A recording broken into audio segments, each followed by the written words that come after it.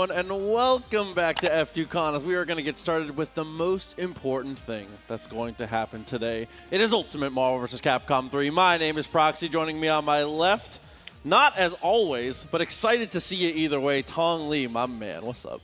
Excited to see me like you've never seen me before? I'm kidding. I'm kidding. Normally it's... Look, it's not just the most important thing of the day. It's the most important thing of our lives, baby. Marvel vs. Capcom 3. My whole life revolves around it, you know. Going on. We got a pretty stacked bracket, you know? Seems like it from what I've gotten to witness here, and two players. We're starting off with the winners here in top 8, Chuy and Momo? This is actually, this is losers top 8 qualifier. So we got 4 losers top 8 qualifiers we're going to play, and then we are going to go to the top 8. I see. Yeah. But Chuy had an incredible upset over Frankie G earlier, 3-1, actually. So I did hear a little bit about it. I was talking to Frankie about it. He was like, yeah, I dropped a hit on Wolverine. It's my fault. You know, Chuy popped off pretty hard. Yes. I'm not going to lie. And, you know, and deservingly so, because I heard Frankie was kind of overlooking Chuy in the chats. So, I heard he was in the Discord just pretending like Chuy didn't exist. Ooh, listen, you can't ignore Daywalker. You can't ignore Chuy, bro. I know, right? He's out here. He's chewing. Is that what I mean, it's the name. You know, sometimes they call him bites. But, you know, if you know kind of situation. I'll have to tell you all that story one day when Chuy lets me. But for now, we got this incredible action going on. Momo Ari actually from Clarksville. So, incredible performance so far. We're going to see how much farther he can get, though. He's got a wall in front of him in Wolverine. Yeah, we'll see. Captain America can be a pretty decent answer here, obviously. Got that charging star, which can completely interrupt a lot of the game plan here. Also having that overhead assist, potentially for some weird unblockables if he's a little too patient. But for now, that's Chuy with the dive kick. Yeah, dive kick didn't really connect, but you know what? It's okay because we were still able to get the punish, bro. Dive kick finishes so fast, right? Yeah. Where's the recovery frames? Everything from this character is a dive kick. That's true. You're right. He dives and he kicks, Tong. Yeah, look, it whiffs again, but it still gets the job done. You're right. There you go. Get the OTG, set it up. 1 meter kill. Kind of terrifying situation for Momo. I like that X Factor choice right there. What? I thought Wolverine was blocking the whole time. Oh, no. Luckily, Vergil managed to survive, but still not a lot of red life to play with here. 50-50, and somehow that goes through Doom. I cannot believe that projectile whiffs. I thought Momo was on the way for a comeback. Not going to happen here from what I can see. Another rep? You don't have another rep. Oh, no. Overextending just a bit. Projectile counter, fully invincible now. He's going to be safe. No, he forgot. Oh, Momo forgot. What a drop. Oh, no. That absolutely should do it. Oh, Vergil was on the brink of death. Brought him back. Oh, just missed out on the S. You hate to see it. Look, this is the kind of unpredictability that I'm here for, you know? That's definitely the energy. Yeah, almost there. Did touch him with the overhead, but wasn't able to convert. Oh, man, these whiff normals, your block strings, you're overextending yourself just a little too much. That's an easy dash in a standing light. Gonna loop the supers once again. Only needs the 1, though. Oh, no, he didn't realize he was behind him. Wolverine was just stalking his prey.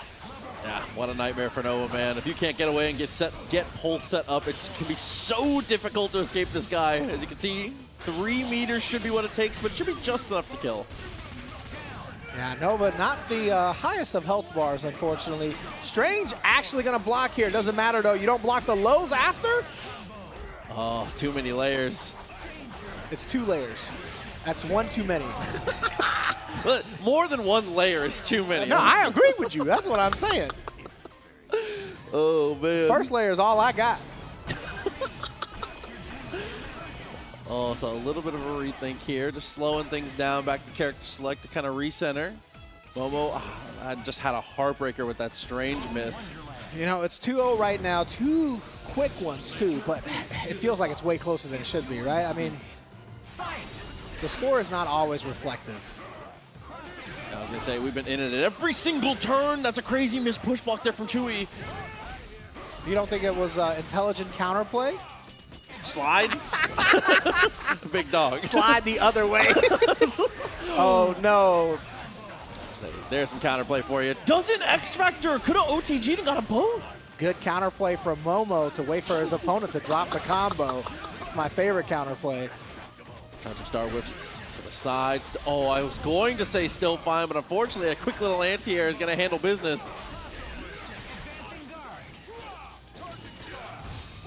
Uh-oh. Yeah, not baiting anything out of Chuy here. DHC in the safety. Doesn't matter though, you dash right in to get dive kicked, and that was a counter hit too. And Stagger makes it just so easy to convert here as we get through it once again with the drill claws. Misses the second DP. Oh, but takes a lot of chip there. Didn't dash back out of the way, and probably for the best. I thought it was gonna be alpha counter. That was a great push block, but unfortunately, this time it's only layer 1. Yeah, but you know, one layer too many. That could have been it. That could have been the beginning of a comeback. Twice in a row. That should get through Rapid Slash. Unfortunately, not able to get a punish on Wolverine here. This time, though, we're going to, taking full advantage. X Factor. Momo is now ready to play. Is it too little too late, though? A pixel of life maybe can do it. Looking a little bit closer here. And by a little bit, I mean a lot of bit. I was going to say, that second character being able to be there might be a big deal against Doom. He does have 3 bars. And all it's going to take is just a little bit of chip here to get rid of Nova, but foot dive, that's more than just chip. As I say, doesn't chip, but still good enough. Got to be careful about how you jump here. Normal jump height stuff against Dr. Doom a lot of the times can be bad. Yeah, and of course, Momo trying to close the distance here, wants to get in on Dr. Doom, and does. Just like that, a quick little counter punch as Chuy approaches too hard. Got to finish this combo, though. Oh, please, you've got 3. Okay. He launched again, and I was like, oh, no. He's got those. He's got those. Momo, an incredibly talented player. Like I said, right out of Clarksville. Hometown hero right here. Trying to make it in the top 8. Deep breaths. Definitely looking strong. Got the overhead assist, but the beam has been the savior for Chuy. Didn't breathe deep enough, unfortunately. Doctor Strange not getting the chance to catch some air either. Okay, I like this X Factor a lot. Get rid of the neutral assist. That is a really big deal against this team. I think if Nova can't close it here, I don't think Captain America can do it on his own. This might be the end for Momo. I don't want to count him out just yet, though. Still has X Factor on the side. Listen, if anyone can do it, it's Captain America. This guy's in Tokon. He's already here. He's already moved on. He can do it, though.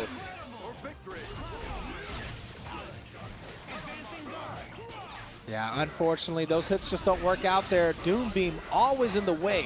When you're playing Captain, though, and you're getting that hit and you see Beam coming, you just got a charging star out of there. That's the best way you want to handle that. You'll quite often at least get the combo. One more chance here. There's the charging star finally. Pops the X, and it's going to spread 1 more meter. Keep it safe, keep it solid. It's a great choice. Yeah, you got plenty of meter on deck. You're not saving any time by not doing it. Oh, a little bit of hesitation there. No punish on the block foot dive. Chuy just get back to super jump height. Not much Cap can do here. It's locking him down with the shield throws, but there we go. Yeah, you're definitely right about that. That super jump height killed a lot of X Factor time. Really took the wind out of Momo's sails. Oh, man. This could be bad. DHC coming.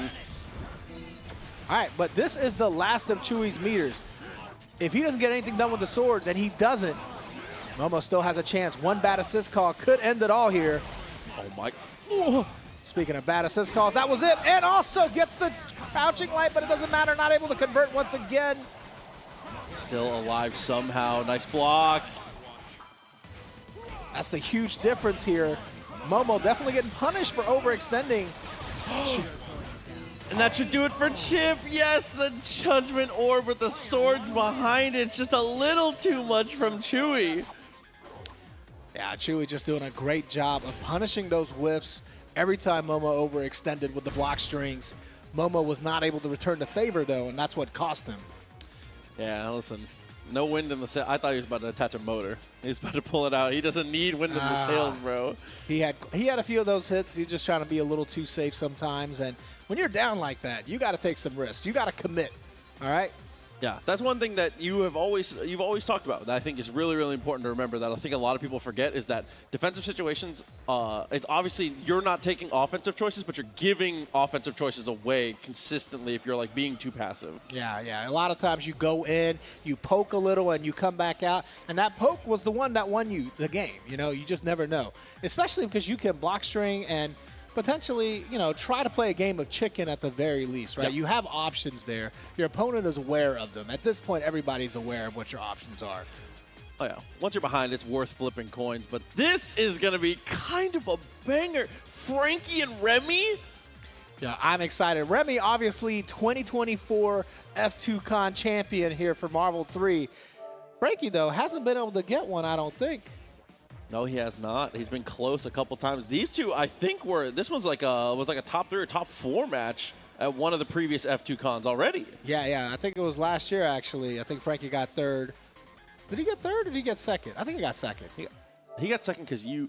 I got third, didn't I? You did get third at that one. Dang, why'd you have to remind me, brother? You said it, not me. I was going to be like, oh, I think he got third.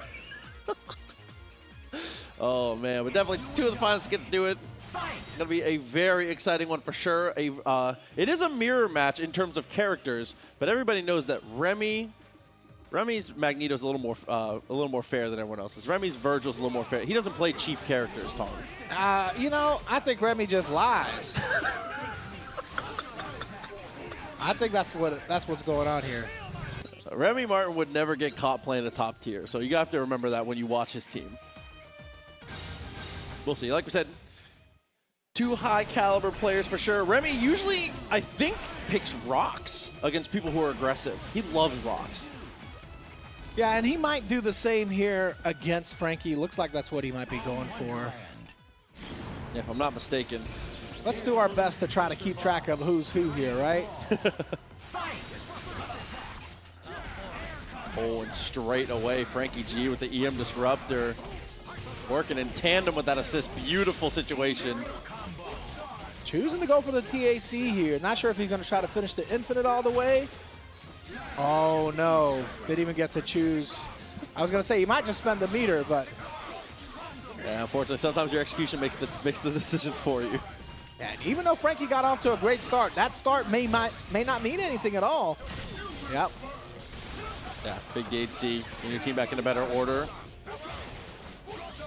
See, already trying to go up pretty aggressively here. A lot of times you'll try and get horizontal with your opponent with Doom. Buttergun very, very good if you predict them using a different projectile. Oh, great defense there on Frankie's side. That's a sentence I've said 3 times in my life. One of them was at the club.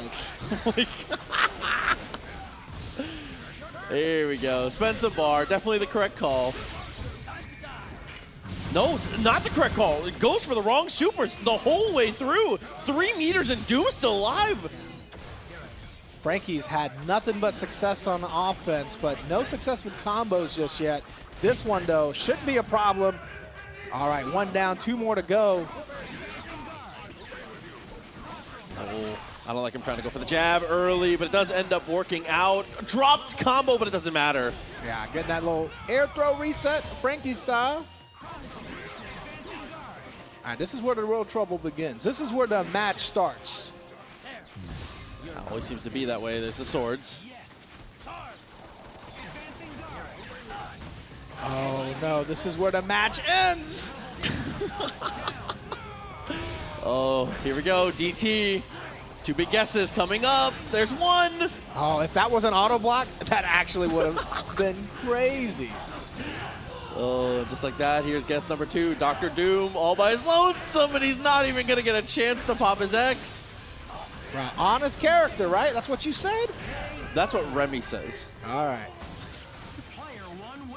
Well, Remy's tag shows Game Genie LTNS, so I assume the L stands for lies.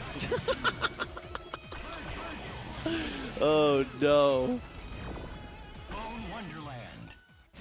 see if he can lock it back in. Frankie G back to character select for a little bit of a mental reset here. Frankie G was winning 99% of that match there in the beginning until Vergil got to play. You know, that's how it goes sometimes. That's why we love this game. Unpredictable. What a throw. Snuck that in between both assists. Oh, it has time for the tag, too, to reset the damage scaling. This is big. Now, this is Frankie's BMB. He never messes this up. So we're not worried about this one. That's a cute ending. I like that. I like that a lot, yeah. That was a very tame mix-up there. I like that, though. Guarantees him to get to the ground. Couldn't quite get a too big of a mix. You avoid the risk of foot dive there. Yes. You know what I mean? And that's a huge thing. Your character already wins the neutral. You don't always have to take a huge risk. He's missing a couple mag blasts, though. These dashboard lights are definitely mag blast attempts. So he put himself in a weird spot on that one. Vergil, that's what we were avoiding last time. Oh, no, the hesitation from Frankie. He didn't know if he wanted to go for a level 3 or if he just wanted to let the character go. And he waited too long to make a decision, got bodied by missiles for it. Gonna lose his Dr. Doom for sure. And you already know, Remy, this incoming is gonna be terrible. Kind of trash. Big mistake there from Remy's side. Look, Frankie G's Vergil is as strong as anybody's on this planet, all right? Oh, and he's got the crown. Not much to be done there. Still doesn't kill somehow. Yeah, I got the royal treatment. Little leniency there. You got a foot dive's chance. You just can't block here. Vergil can chip off of basically everything, and there's the judgment cut. Different orb. It's all the same, baby. It's all the same. All right, Frankie able to tie it up here. So when Frankie is on, he's one of the best players. Yeah. But he's got to start turning it on real quick. Whoa, that was sneaky from Remy. I like that jump medium conversion there. Okay. Cute, cute. Got the extra missiles as well. I like that too. Don't risk it. Don't go for some weird DHCs. Gravity squeeze. Get him out of there. Yeah, Remy definitely keeping it simple there. Didn't want to go for any hard tack fancy stuff. Who needs that? A nice idea on the mash crouch light from Frankie. I don't know how he blocks the cross up there, but unfortunately, the next low is a little too much. I want to know how Remy got a side switch mag blast there. What kind of magician is this guy? Ooh. Luckily, Lunar Phase just barely hits behind, but a TAC break. Remy, free to move. Frankie just slashing away at these mag blasts, though. Should be able to get rid of the Magneto here. No, not if you drop. All right, Remy trying to find his spacing and does find it, no problems. Cross-up jump medium. Actually kind of a ridiculous cross-up hitbox there. Working out beautifully as we get down to the anchor. Look, Remy's doing a great job of testing Frankie's patience, you know what I mean? Making Frankie feel a little flustered, hurrying him up a little bit. It's true, it doesn't feel like Remy's really taking any risks at any point. You can see even there, backs out, completely spaces away from it. Look, when you rush your opponent, you can definitely, you know, frustrate them into some mistakes there. Things that you don't even really notice. Oh my God. Oh, Frankie finally gets his opportunity though. Forward heavy foot dives. Oh, what a punish from Remy there. Caught him mid-air. Slick confirmed to be able to cut through, and Frankie clearly not happy. He is mashing on that button like it's a reverse time button right now. Take me back.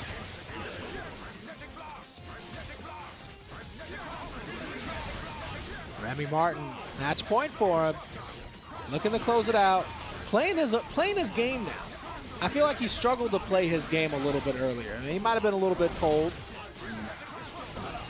So far, I feel. Hold that thought. Nice block him low, push block back to neutral.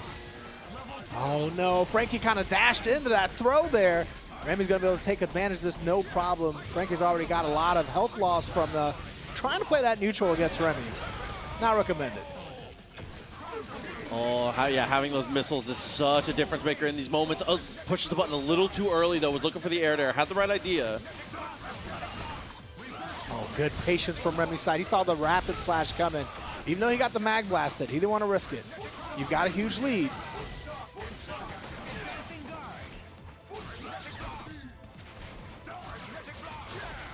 And Frankie just gets caught super jumping forward there. Remy again, this time with the snap, though. Oh, good block there from Remy. And oh my God, what a mash there.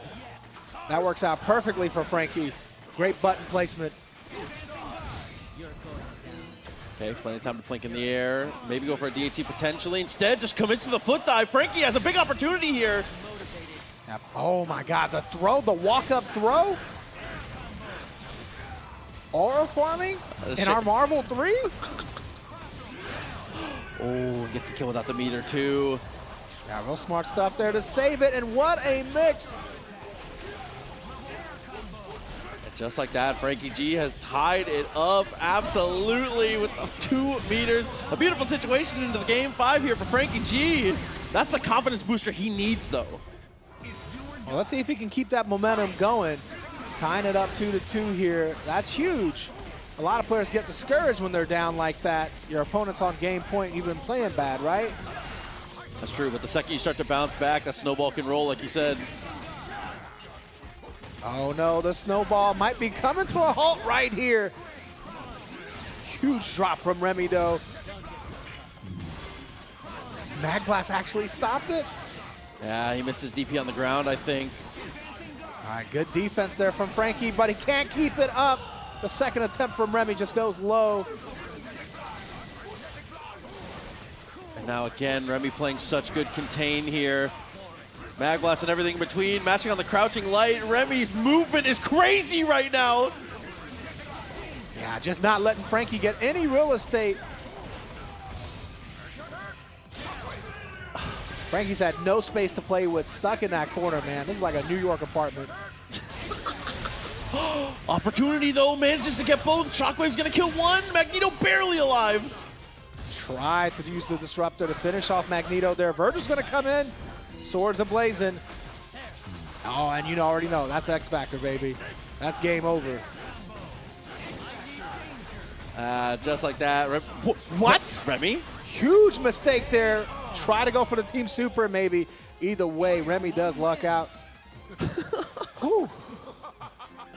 Oh, good save from him, man. The movement was on another level in the late stages of that one. Like you said, maybe just needed to warm up a little bit and find his place. Yeah, for sure. That was definitely a barn burner, as they would call it. The barn being made of combos. They were burning them. What? He's so stupid. Oh, man. That is Remy qualifying. Top 8. Yeah, top 8 loser side for sure. Marvel for sure. Yeah. No. All right. We got ChrisG coming up here, though. ChrisG versus TallgeeseTV. Absolutely. And this is, like you said, this is a loser side match? This is a loser side match, yeah. Actually, ChrisG took a L earlier, and I think maybe switching between Grand Blue and Marvel 3 kind of messed him up a little bit. But, yeah, he took an L to a one of my favorite Zero players, all right? I would say to one of the only Zero players that I like, Drewtorious. Oh, Drew. Okay, Drew. All right. Drewtorious able to come out on top 3-1 over ChrisG. So Drewtorious is on winner's side top 8. And ChrisG here is fighting for a loser side spot. Going up against TallgeeseTV, though. TallgeeseTV, one of the Tennessee OGs. We used to play back in the day. Hey, okay. You can't tell because he's sitting down. But the reason they call him TallgeeseTV, he's a geese. He's geese. No, he's tall. He's mad tall. It's like this handsome goose. Oh, is it goose? Is goose the singular one? Goose is 1. Oh, okay. Geese is 2, or Geese Howard. Oh, I think that's what it is. Oh, man. Yeah, no, he looks down on Wemby, bro. That's crazy. He came up to me earlier and said, Tong, I think you got shorter. I was like, bro, you just don't know, you can't tell the difference from up there. We all look the same to you. Oh my gosh, see, it's a matter of perspective, man. Yeah. Look like they're about ready to go, though. Getting into this one here, TallgeeseTV. I like the team. Old school champ stuff. Oh, yeah, for sure. TallgeeseTV is definitely an OG player. Has a lot of old school tendencies, which is, very good, but also, a little bit slower than the pace of Marvel played today, right? Yeah, I was going to say, the game only gets quicker and quicker. Yeah. And obviously, what I would consider old school style is playing defense, playing reactive, right? So, but sometimes, against these young kids, that stuff doesn't always work. They're just mashing. That's true. I was going to say. Good on the stalking flare, though. Opportunity to reset tempo here. The pillar actually doesn't hit the Morrigan assist. It's crazy. This is actually the kind of team that F-Champ used to play against more Doom. He said this is the way to beat it. So you look at that defense there. Great blocks from TallgeeseTV. Yeah, had the right idea, too, doing the standing medium before going for the cancel there, but low profile Morrigan naturally just ducking the dark matter. Three reds on the hand here. Are we getting an opportunity to spend it is the question now. Nice dash back. Unfortunately, succumbs to the fireballs. Whatever X Factor is left is running out real quick. Oh, and just like that. Oh, opportunity, but Tex backwards is going to have to deal with the finishing shower, and it leaves Morrigan in a positive situation. Oh, no. Once again, with the drop on the loops there. We've been committing to the shell kick a couple times in a row here. It's all right, though. Fireball game working out clean. Even with the drop there, the missile should be able to save us as they do. The interruption is going to be the best friend here for NyChrisG as Astral Vision. Definitely going to be enough to seal it here. No chance, unfortunately, for TallgeeseTV to come back on that one. A few drops there from Chris's side. He seems a little bit frustrated, even though he does have the win. And I understand, when you're a player on that level, a W is not always enough, That's true. I was going to say, when you know your peaks. But TallgeeseTV has definitely shown some strong defense, some strong counterplay there. It's just once you get hit in the wrong way, it could definitely snowball the other way. That's absolutely true. Unfortunately, Magneto gets nothing done on this one here. Dormammu. Oh, holy truly the answer to the team when it comes to TallgeeseTV's strategy against Chris, but unfortunately he's continuing to get mauled here. Just hasn't been able to get out of the corner. He's getting out of the corner now. He's going the other way. We're going to try the other corner. Oh, not able to get things going there because of the missiles. And I think he still needs one more for the spells. Yep, that's it. Okay, gonna get a really good chunk of damage before the missiles actually do interrupt, and continues to juggle the assist here. Gonna choose to go into the Astral. Dr. Doom might be out here. Morrigan getting chipped out real fast. Hard tagging the Vergil. Morrigan still dies. And he gets the throw on Vergil. Gets all three characters basically the same. That's as close to a Merry Christmas as you can get. While you're hitting them one at a time. Wow, TallgeeseTV, impressive end to that one, man.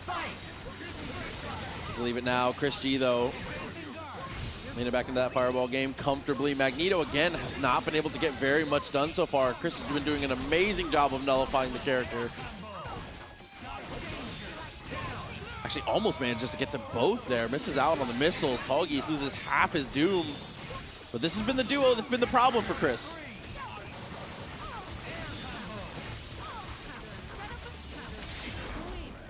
TAC actually does get blocked. He manages to teleport out of the corner as well. Fortunately, the stalking flare comes out on the wrong side. Morrigan pretty easily able to snap and avoid that. Everything coming up Chris now here. Game 3, feeling more like he's in his zone.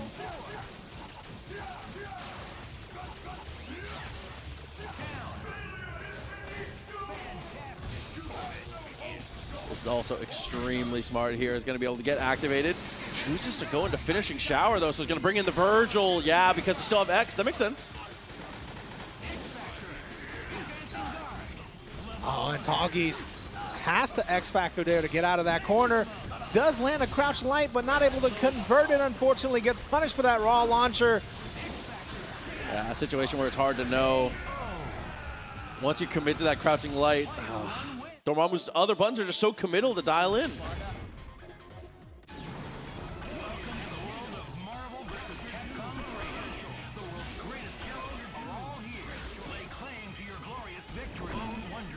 All right, Chris, one game away here from being able to take the set and get in the top 8. If TallgeeseTV can get this Magneto cooking just a little bit, I really think we can do it here because that duo has been so effective. Magneto can just build a little more meter for them. But it's looking like it's not going to come to fruition, unfortunately, TAC. Yeah, and that's really the strategy, right? The good side TAC from Chris, understanding that you want to be able to just get to that second meter so you can DAC in the Dormammu. That's the big call. That's how you get to start your anti-Morrigan counterplay. Yes. All right, we're just bouncing around here and losing meter in the process. Yeah, teleporting into that, unfortunately. Does manage to get back to the mid-screen at least, but running out of life to play with now. Forces the X Factor here. Let's see if that pays off for him. It does prolong his life just by a little bit. Chris on his last Astral, though.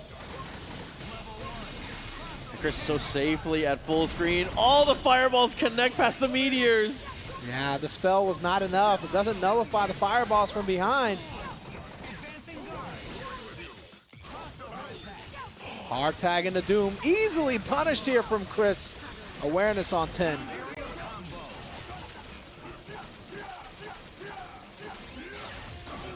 I was going to say, Chris been practicing. That was clean. Yeah, that's a hard one to do right there. All right, waste some of the Astral time, but now the X Factor is popped. We're going for the jugular here. We're going to chip out. Yeah, forcing the issue so smart. Magneto all by himself. And this might just be it. Yeah, no chance for Magneto to make it across the screen. You heard that Doom missile call, and that was it. NyChrisG able to take it out. Not clean, but, you know, he's still in there, top 8. So, big shout-outs, though. Big shout-outs to Tennessee for showing up. TallgeeseTV in here. Just one match away from being in top 8. Shouts to Momo as well. One match away. Some close ones. Definitely on the cusp for sure. It's good to, like you said, it's good to see people, especially some OGs, come through and, you know, rep that type of game. Yeah, man, I love seeing the local scene pop up. That's why I love having Marvel tournaments all across the country, because you just never know who's going to come out, right? We need to travel and host some more Marvel tournaments in some places, you know? We really do. Yeah. So, I mean, we were just in Milwaukee last week. Unfortunately, it wasn't Marvel wasn't a main game there, but you know, maybe next year we can convince them. I don't know. Everybody's playing Tokon today. You know, that's the problem. True. That's true. Tokon has been a vibe, but, you know, there's just nothing that can replace the one true game. It's in my heart. Well, yeah. I don't think Marvel is ever going to stop. You can't stop it. I won't let it stop. We're going to host this on Fridays for the rest of our lives. Damn, so we're moving on to another one here. I believe another qualifier. It's going to be Clem and St. Valentine. Two players that we're definitely familiar with in the online TNS space who have both been done pretty well offline as well. Clem, I mean, a 4th place finish at last year's F2 if I'm not mistaken. Yeah, you're 100% correct on that. Clem, obviously dominant with his Haggar play. Played a little Morrigan in bracket today as well. Okay. But yeah, I love seeing St. Valentine play. He's got a lot of teams here. Might be whipping out the She-Hulk. We'll see. But yeah. Also known as M. Rice, in case you don't know, by the way, for anybody in the chat that don't know. That's not on game. No, but definitely one of the nicest guys. It's super fun to get to watch, as you said, and does play a multitude of teams. So we'll have to see what the pick is. I think Chris Point is probably the choice against Clem. You think so? I think that the Molotov, the DP Light, or DP Heavy, excuse me. Also it doesn't matter what the input is. The landmine. You know the one. All the different projectiles that you're able to lay down are so good against the Haggar here. If it's the Morrigan, I also think when you look at the rest of his teams, just having the threat of the Magnum to be able to break through is the best choice for him. Yeah, I can't imagine Clem would want to pull out the Morrigan. I'm not saying he couldn't, but I feel like Haggar is the choice here, right? I don't know. We'll see. We'll see. I mean, it's just his best character, man. Yeah, he did pull out the Morrigan against my boy Steak, though. Steak is the one that had to hold that L. It was very close. It was a game 5. She-Hulk player, game 5? Respect. Yeah. I think we might be out of Tennessee players in the bracket, though. You already know Clem is from Georgia, representing that state down below. And then St. Valentine coming all the way from Michigan, along with his brother, Living Legend. I think we had one squeak. I think Remy made it, right? Oh, is Remy in top 8? Right, yeah, didn't he beat Frankie? Sometimes it's hard for me to remember that he still wins matches.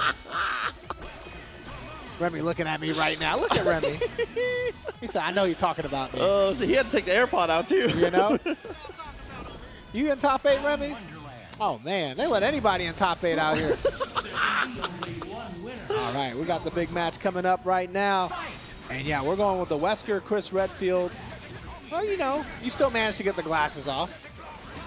Yeah, most important thing for sure. Doesn't take too much damage from it either. Clem's rocking the same team that was here from TallgeeseTV. Does he know that he's allowed to switch the teams? He said, no, this side won. I got to stick out. It's on arcade mode? Is that what you're saying? Oh, dude. Save by for sure. Okay.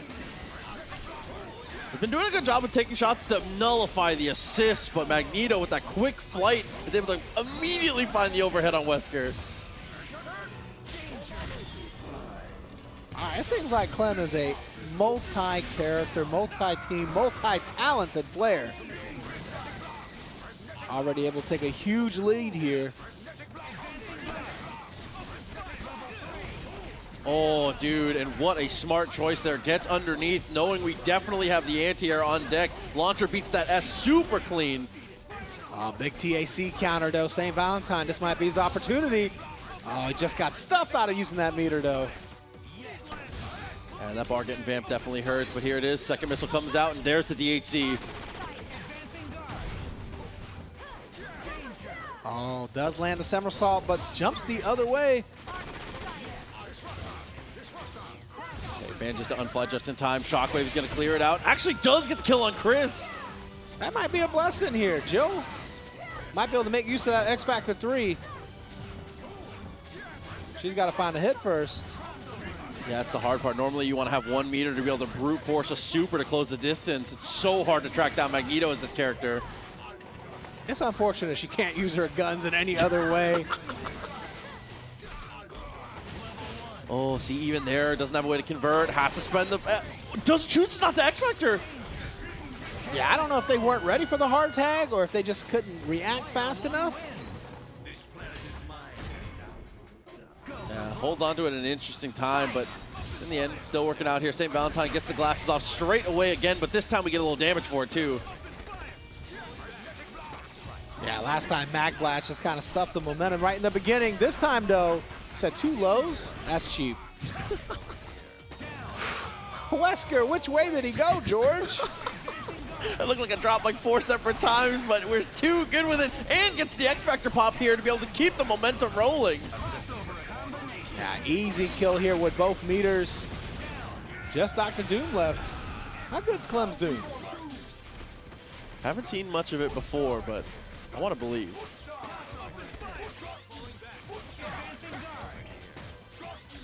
Oh, for now it's not working out here. Wesker's doing a great job being mobile, being annoying the way he needs to be as he finds the air throw. All right, not able to convert that one, though. Misses on the crouch light. And lands right into Doom's feet. He did Bucktooth there. I trust his Doom implicitly. I don't trust no Bucktooth Dooms. Okay, that's the most important piece to puzzle out of the way. Wesker had to go. Yeah, now you're just 2 mix-ups away there. Great block from St. Valentine, though. Escapes the corner. Clem still has that X Factor on deck, though. I hate to say this, but it almost feels like Clem's got the lead here matchup-wise, right? No, agreed. Oh, never mind. What do I know? What are matchups?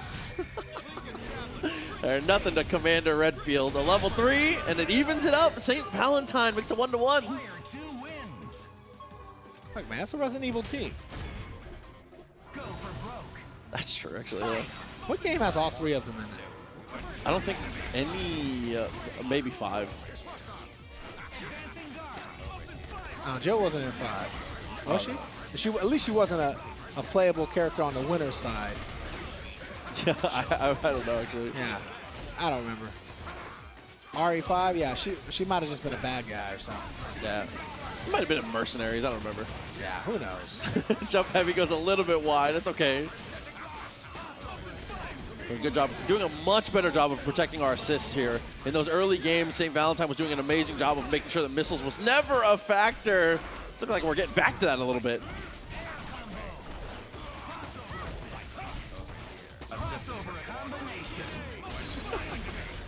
Getting rid of Magneto here is pretty strong because Dormammu has to eat the incoming. Oh, but able to just dash right back. Getting a stalking flare out is huge. Trying to get the chip out here. Not enough, but the missiles. He forgot about the missiles. They were hidden. I think he's just excited to do it at time. Oh, went for the double S a little too early. Missiles whip out. Assist getting juggled. That last grenade's going to come down, though. Has to X. Still gets hit by it, but luckily doesn't take much more damage than that. Was looking for the cross up there, but it was a little obvious because the flame grenade misses out on the confirm because of the missiles.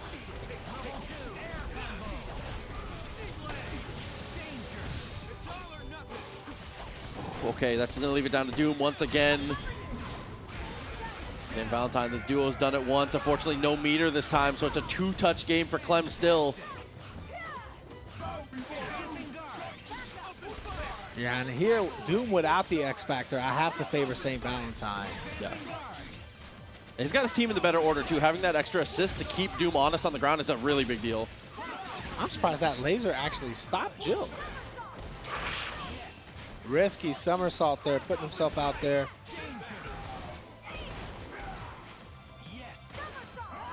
Oh, yeah, only gets a small chunk of damage off the throw there with the OTG, but St. Valentine. Strong 2 games in a row there. Got Clem looking a little bit confused. More confused than I am about which characters are available in Resident Evil, that's for sure. Okay, this is what you were waiting for, though. The tried and true. Yeah, but is it too little too late? Clem can't give up any more games here. This is such a classic situation, too, for people who play multiple teams, because it's one of those things where worst matchup, but it's the comfortability that matters. And he goes for the Arthur, actually. Right, the Arthur is classic. I think that Arthur can make all the difference here for sure. Yeah, Arthur Dagger's a massive upgrade to ourself when it comes to neutral. Yeah, already paying off big for Clem here. Now we got 2 meters. Do we have a way to kill? No, we don't. This is definitely not it. St. Valentine chooses to tech backwards. I was actually surprised. I thought we might see a forward tech in an attempt at trying to catch Haggar. It doesn't matter, though. Let me catch Dormammu. Yeah, a forward tech snap is what I was thinking. Not sure if we had the time, though. As you can see, get a couple charges in. I'll see St. Valentine has to be a little bit more careful about his approach now.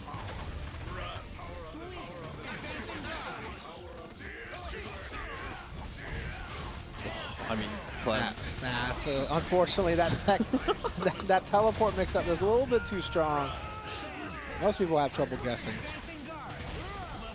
Oh no, and that set play. We want so many people fall to that from so many different players, man. The Kiddo, the Ramasama, the whoever you want to give it credit to, it doesn't matter. Right now, that's the Clem. Yeah. One character left to go. All right, but he still has to kill Wesker. And Wesker is dead. Just like that, another one bites the dust, pops the X, takes the finish, and we got our first, excuse me, game 5. That's all right, it's all right. Hey, this switch is paying off for Clem right here. Oh, but we got a little switch from M. Rice. I mean, St. Valentine, excuse me. funny enough, you have a ton of experience playing Haggar versus She-Hulk. How do you feel about this? You know, I think Haggar kind of bodies She-Hulk. Okay. As long as you stay on the ground. Okay. Don't try to go for too many pipes here. You got to remember that She-Hulk does have the anti-air super. And there it goes. Oh, he went for the straight raw launch punish there. Unfortunately, not able to convert. She-Hulk is pretty dangerous. She's got the ground to throw as well. That dash up there. It's basically her. Oh, great Lariat and X-Factor getting rid of the problem. Yeah, unfortunately, she's a very normal character when she jumps. No air actions, has to kind of fall into it. Yeah, and this puts Clem at a huge advantage state here. Spencer has to come in and eat this incoming. Yeah, no dash, no way to escape. Oh, a little air throw. Didn't even let him land. That's the consequence for trying to buffer Zip, I think, unfortunately. Oh, no! The command throw reset in the air.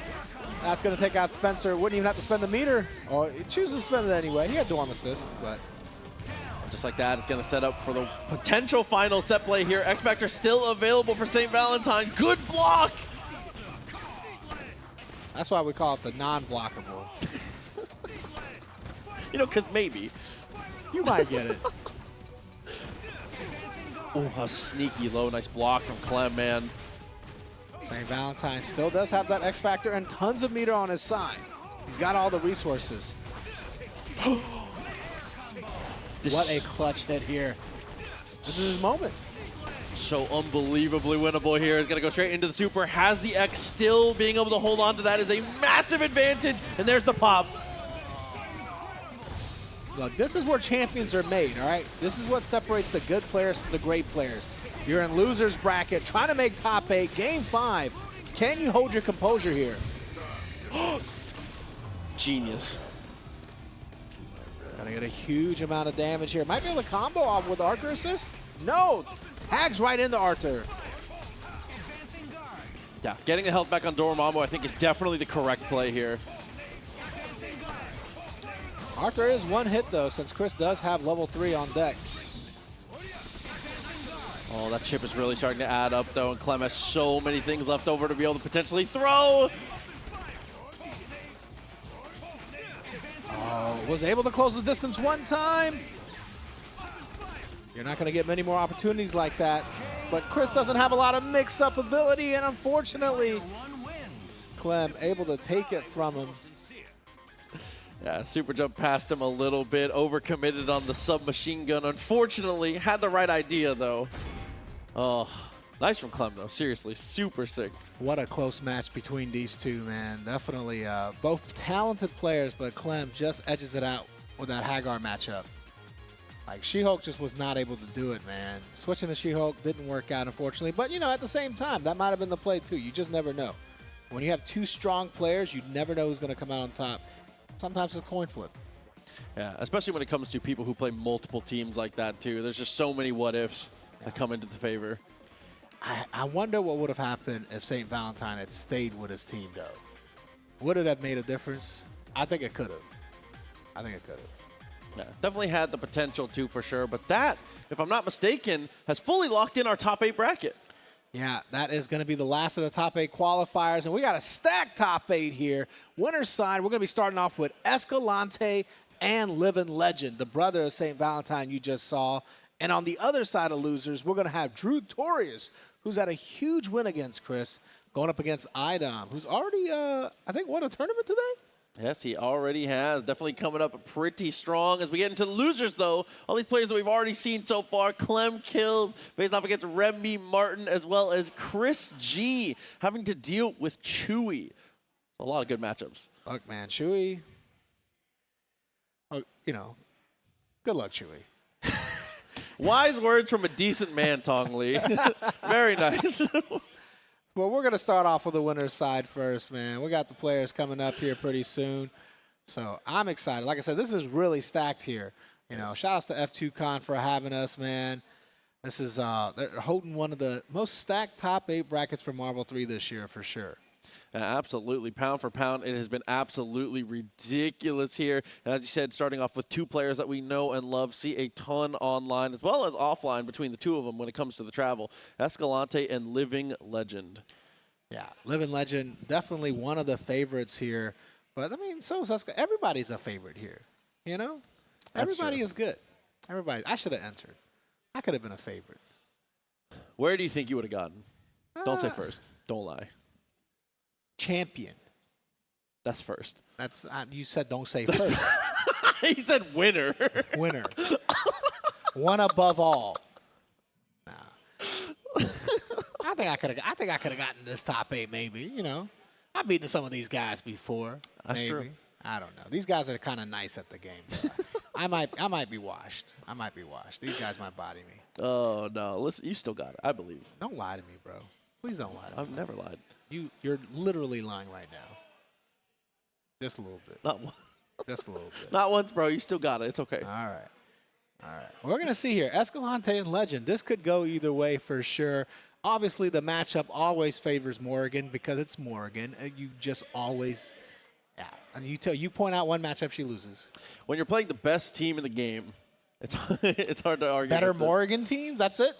Yeah. basically. But Legend is so strong, and he finds a way against Morrigan's. You know, he really does. I mean, using the Magnum, obviously, using the Tatsu assist, he figures it out. Yeah, So, we've even seen him counterpick a couple times. He's played Jam Session into it a few times, too. it's like Jam Session's a good assist or something, you know? If only somebody had told me about that assist. I wish I could have been informed. I think you're the one doing the informing. You're a Jam Session's strongest soldier. You know that. Bro, I've never played Dante, and I just want people to know. I don't want people to be in denial. Dante players are down players. Yes. They're all down players. No, I definitely agree. Yeah. I've never met a Dante player that was like, yo, my character is broken.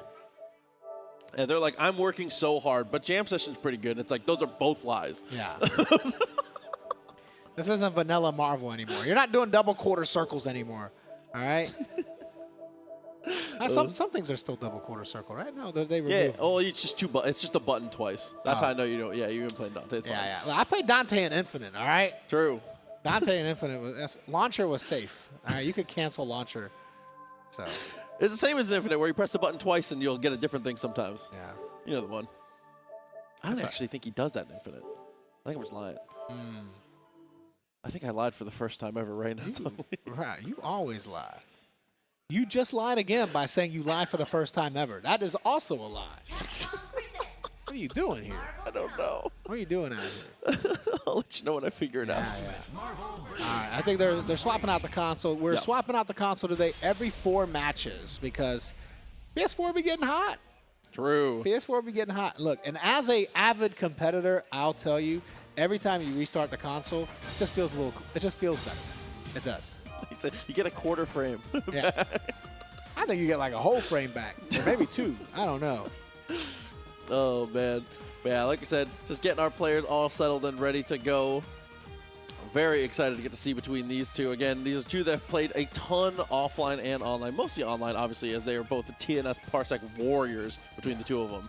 Yeah, both of these guys definitely traveled a long way to be here, though. Escalante obviously coming from New York and living legend all the way from the Midwest, Michigan in the house. So there was actually supposed to be one more player from Michigan that was supposed to show up, but didn't. X-Man Chris. Shoutouts. Nah, no shoutouts. You didn't show up. You don't get no shoutouts. No shoutouts. Yeah, you bailed. No shoutouts for you. Oh, man. It's all right, though. It's all right, though. We got the brothers here, man. That's all that matters. Living Legend and St. Valentine. Shoutouts to both of them for making this trip out for Marvel 3. I don't know. That warms my heart a little bit. I was going to say, not only the family vibes, but also just like seeing people travel for the game they love. It's cool. You think we're going to see an X Factor 3 comeback from Akuma in one of these games? It's got to be at least one. At least one, right? At least one. I feel like Legend's playstyle, I think some people maybe sometimes will do some things that are a little too crazy and sometimes won't translate well offline. Legend performs better offline. Oh, yeah. I genuinely think if you play a mid-tier team or a lower-tier character, you're always going to do better offline because, you know, when you play those kinds of characters, you're looking for one opportunity. You know what I mean? You're not looking to just body somebody in the neutral. You're looking for that one mistake from your opponent that you can capitalize on, and it's much easier to do offline. Definitely agreed. It looks like he's thinking about the order that he's going to rock this in. Gonna play the standard stuff, it seems. Yeah, starting off with the team that Legend is known for. You know, sometimes, like you said earlier, you see a Dante in there for some jam session, but not this time. We're going with what we know. Oh, that's what I was curious about, was who is he going to start? He chooses to start the Wesker, so it is going to be the Wesker versus Morrigan. Oh, and he does stuff the super from Wesker there. It does get the glasses off at least. Even if it doesn't get to the super flash, it takes the glasses off, huh? Yeah, because you started. Oh, okay. And also, if you got hit, your glasses are probably already coming off. Ah, that's fair. So the only way it gets stopped is if you get hit, right? That makes sense to me. Yeah, I never remember what the threshold was for it, but it's not a lot. Unfortunately, Legend losing Chris mad early here. Escalante still untouched. Yeah, repositions extremely well. Completely juggled by the fireballs here, and Wesker goes down. This might be our game for the Akuma comeback.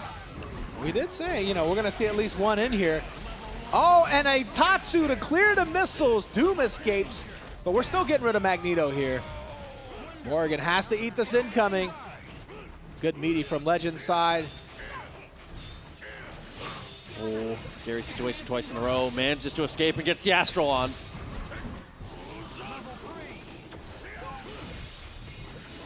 Escalante, honestly, just escaped by inches there. But now with X Factor running out for Living Legend, this could spell defeat. Yeah, this has become extremely difficult, especially with the X Factor, just to get his health back and threaten with Chip. Teleport, a desperate attempt to close the distance there, doesn't work out. Teleport right in the fireballs. Yeah, it's unfortunate for Akuma. Even if you do clear there, even if you get the DP, the fireballs from behind are just too quick. Another rough start here for Chris Redfield. Morrigan already going to the Astral, and she touches away from another meter, and she does it. Yeah, that's it. She's getting more than the one. Oh. And he gets the tag back in, brings in the Magneto, and absolutely the cross-up is ridiculous, as well as the side swap with the little dash under. Yeah, honestly, a lot of times when you do that little dash under for like a crouch slide or whatever, it's pretty dangerous. But when you've got missiles coming down, you can take that risk. Fake TAC at least does get blocked here for Legend.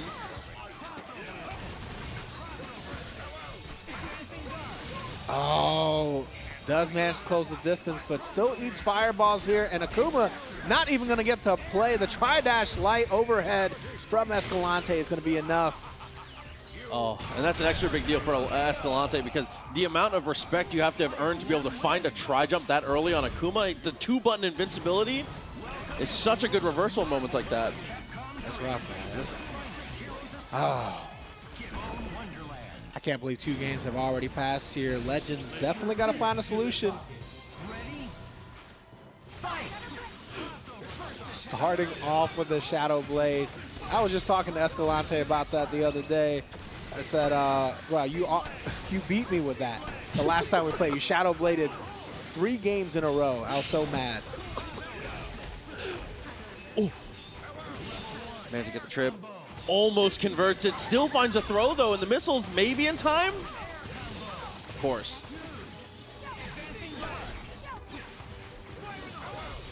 When you have this little health, though, Morrigan still has another meter.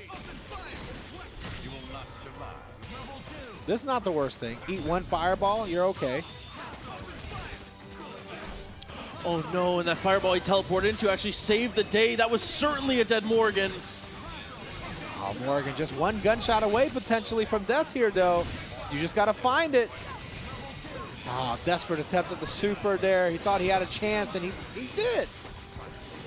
There's too much stuff in the way. Okay, and Tatsu whipping too. Everything just coming up. Oh, touch Escalante's favor. Nice tech. Oh, the missile ate 1 of the gunshots. That chip would have been enough. Oh, and he gets the DHC out. That kills again. Everything coming up Escalante, man. Yeah, unfortunately, the low is going to get him as well. We're down to the Akuma here. Escalante, fully loaded team, though. All right, Legend, what chance do you got here? Just need one hit, one touch. Gonna have to X off of that, yeah. Ooh! The overhead, I can't believe it. 2 touches, couple opportunities here. It's just gonna look for the chip and try and force. I think that was a great choice there. Does force the X Factor. Morrigan gonna be able to dash out though. Lands the shell kick and able to convert it, of course. And a level 3 from Morrigan here to finish it off. Quick 3-0 on Escalante's side. He's gonna be moving on to winners finals. Legend's still in the bracket though. Escalante just looking too solid every single turn. And again, I feel like we just had the full team intact at basically every single opportunity there. So Akuma never really got to get his foot on the gas except for that one early opportunity with the double Tatsu. Yeah, it's really hard to get a mix on Morrigan sometimes, you know? It's risky. It's risky. Look, that matchup's tough. Escalante is tough. So, I mean, what are you going to do, right? Legend, obviously a super talented player, but just maybe a little bit outmatched in the character select screen. Maybe the jam session could have made the difference. That's true. I feel like we're going to see a lot of fireballs today, though. You know, just a lot of fireballs today. That's a brave call from you, Tongli. You know, Escalante in the bracket, NyChrisG in the bracket. So, I was going to say, even our next player, Drewtorious, I feel like Buster counts. you know, not just fireballs, but we might see some good fireballs. We might see, dare I say, great balls of fire. iDom is coming up to play with the Dormammu. You already know. Stalking Flare, bro. Stalking Flare is great balls of fire. True, actually. That was a dad joke right there. You know, line that one up. Oh, but iDom, man, already has a lot of hardware from the weekend here. A couple top 3s as well as a victory. Trying to add another one for himself. You know, honestly, I'm very offended by Drewtorious' shirt. You know? You know, what's this guy looking for? Mass Cusco, what are you doing? What are you looking what for? you got? What are you trying to tell us? Great question. When's the new assist me, please? What are you trying to... Beard guy rules. Tong is cool too, I guess. All right, all right. Oh, that's a huge victory You for know the what? Proxy Nation. Thanks, brother. The Proxy Nation, I see you. Look, let me tell you, the Drewtorious shirt offends me greatly. Do you know why this offends me? Why? Because Drew plays Zero, Doom, Vergil. He plays 3 of the best characters in the game, but has a shirt for one of the worst characters in the game. That's very true. I don't know. It's a little insensitive. And even if you go back to that version, she's still bad. That's the Marvel 2 one. Doesn't matter which one. She's a human with a gun that she doesn't use. How good can she be? At least she got the virus in this one. I don't know. She's trying her best. All right, here. Well, both of these players are going to be trying their best as well. iDom trying a little harder, maybe. I'd say his best is definitely looking like enough right now. On the wall, Volcano Beehive, and cuts it very short. Wants to just make sure we get the kill. And this is definitely one way to do it, right?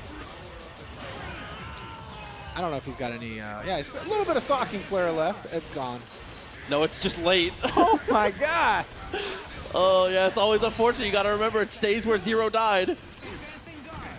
Good push block there from Drewtorious. Saves his Vergil. Unfortunately, doesn't save himself from the mix-up from the teleport. And perfect game planning from iDom here. That's an X Factor every single time. And not only that, but the Stalking Flare is going to potentially force the X Factor here. Yeah, it spends his 1 bar and has to spend it. But right away, the double cross-up. Yeah, and Bolt gives him all day to get whatever mix he wants, man. iDom could he could sit there and write a thesis in the time that Bolts gives you to do a mix-up. Yeah. iDom's best character is Dante, in my opinion, but his team has like 2 of the best, maybe the 2 best Dormammu activating assists. It's unreal. Yeah, I can't argue with that one. I don't know if I can argue with the Dante being his best character, though.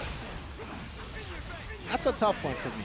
I feel like none of these 3 characters really outperform the other in iDom's hands. That's fair. Not to say that they're all bad or all good. I just think they're about equal in iDom's hands. And now that Dante consistently finding the touches here, even gets the hit on Doom. It's caught out of the dash, it looked like. You know, I take it back. I think iDom's best character is Strange Bolts.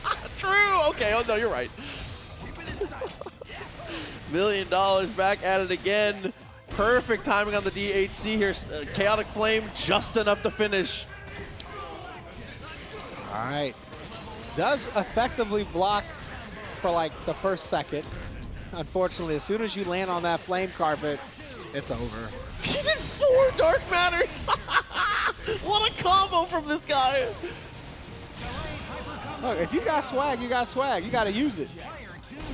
You got to do that emotional damage to your opponent, you know? Oh, Drew. All right, Drew, going back to the character select screen. Smart call. Maybe you want to pick a better team here. Oh, no. Where do you go from here, man? 3 Vergils. Oh, okay. Outstanding heavy. Finally an opportunity here. Another drop. Yeah, I think, though, I think Dante actually does fairly well against Zero. This game aside, obviously, where Dante is getting bodied right now. I feel like Dante does fairly well against Zero. I've seen a lot of good Dante players, you know, kind of tear apart some Zeros. Just because of the way he plays neutral, right? That's fair. All right, this chip out here, though. Barely did any at all. I thought it was going to be pretty strong. Heavy Lightning put him in a weird spot. Bolts just barely pushed him out of range, but he still manages to get the reset. Stays aggressive with his movement, man. I think Drewtorious thought that tri-dash was going to end up behind him, because I thought it was going to end up behind him. Oh, and sneaks a throw-in right in the middle of all of that. I respect that. That's what we were talking about earlier. Got to take a risk. Up, forward, mash, throw. That was sick from Drew. Oh, this is not so sick. I'm getting sick. Unfortunate drop there. Drew had this. The momentum was all on his side. Momentum's still on his side, though. Dante's going to come in, have to eat a mix. Does not. He's fasting right now. Still managed to find. Oh, and goes back to the same side as well. If he can build the 2 meters here, I actually think he can do it.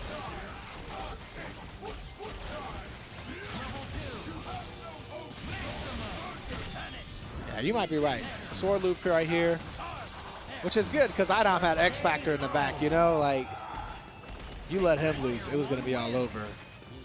That's one of those ones where you have to focus on your own stuff because you know your opponent's calmly mashing their reversal on the other side. Like, if I get out, bro. Oh, no. Try to dance on him with a Dante. Gets bodied. Oh, Doctor Strange, luckily, on the ground there, was able to completely save out for himself. It's been so long since Drew's been able to get a missiles assist call. Like, I almost forgot until I saw that one missile. He's like, whose missile is that? I like this aggressive call here from iDom. Taking out Zero first. It sucks he had to spin the bar. Yeah, unfortunately, that kind of ruins his game plan. The reason iDom was able to take that risk with the X Factor is that he was going to be able to have just the set play there. But yeah, when you spend that last meter, you no longer have set play. Doesn't matter if you have set play, though, when you play to win the set. Okay, hold on. Oh, still has X. Drew just needs to touch the ground one time, manages to, and here comes the super. That's going to cross up, and iDom unfortunately whiffs the jump heavy. Oh, iDom, go ahead and think about which side you're going to block. Careful consideration. Doesn't even get to double jump. The sword was there perfectly in time. Still plenty of X Factor left, though. Doesn't matter. He whiffed. He whiffed, and he still got the hit. Oh, dude. And the way that iDom was landing, I thought maybe, just maybe, he was going to have time to get a Mystic Sword off. This is all because he had to spend that last meter with Dormammu. Yes. When he got that X Factor kill. Oh, no. Drew loses a meter to trying to activate Sogenmu and gets caught, but he manages to escape.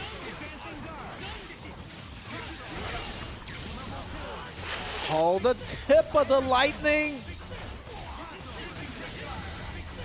Somehow just barely able to get the stop here into the loops now. Big opportunity for Drew, can potentially run this game over in 2 more touches.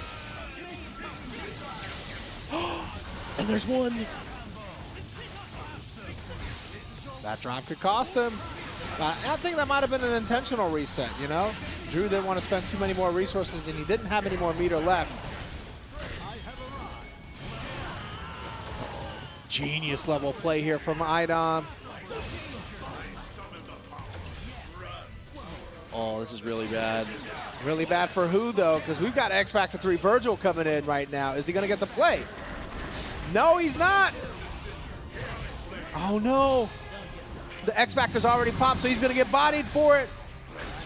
He got crossed up on that. It's all down to 1 block for iDom here.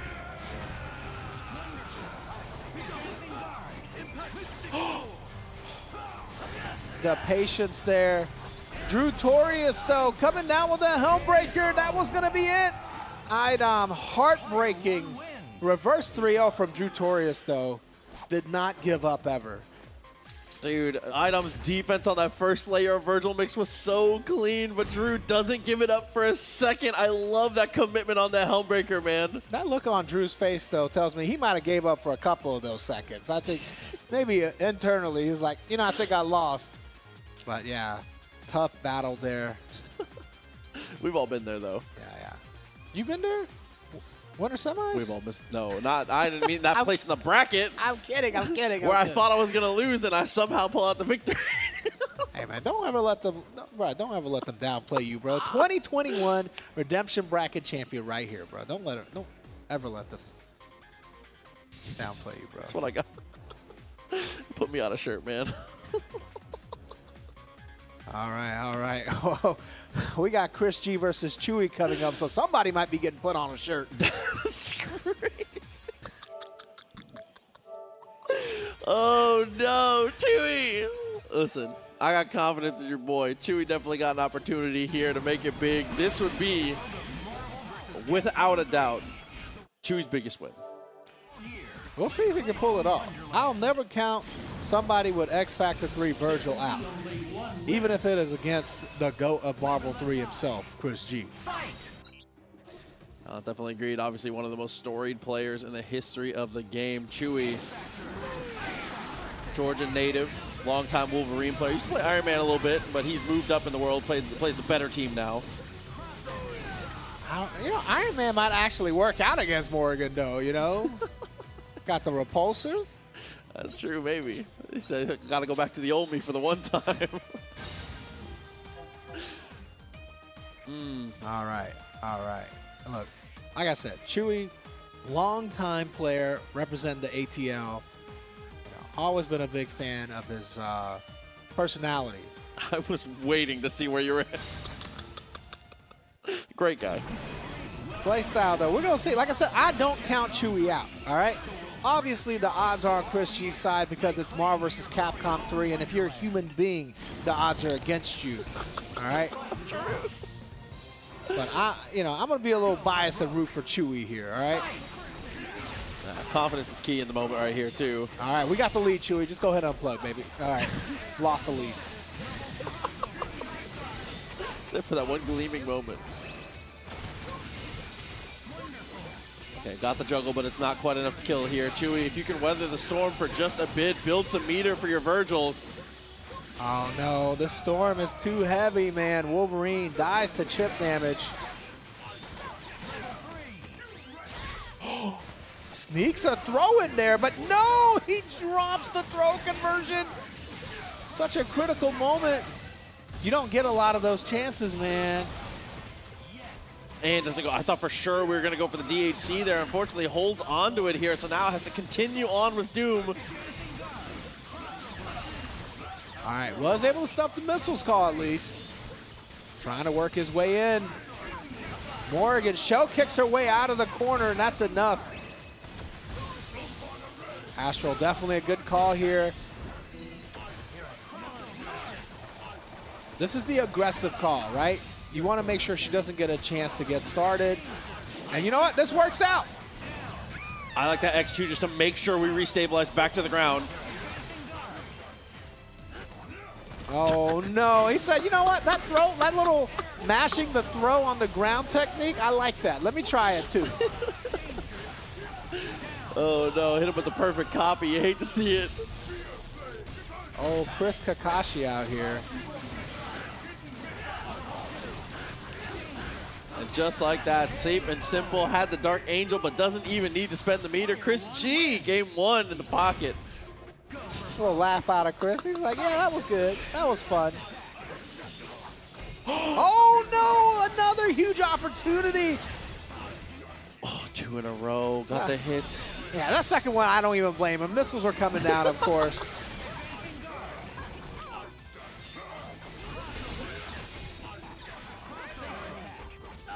Oh, but the whiff dive kick. Chris was ready with the crouch light.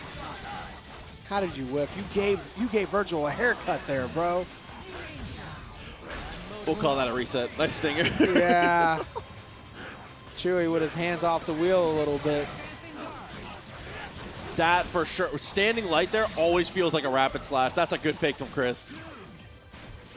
All right, one more chance, though. Chris being generous right here. That's what the G stands for.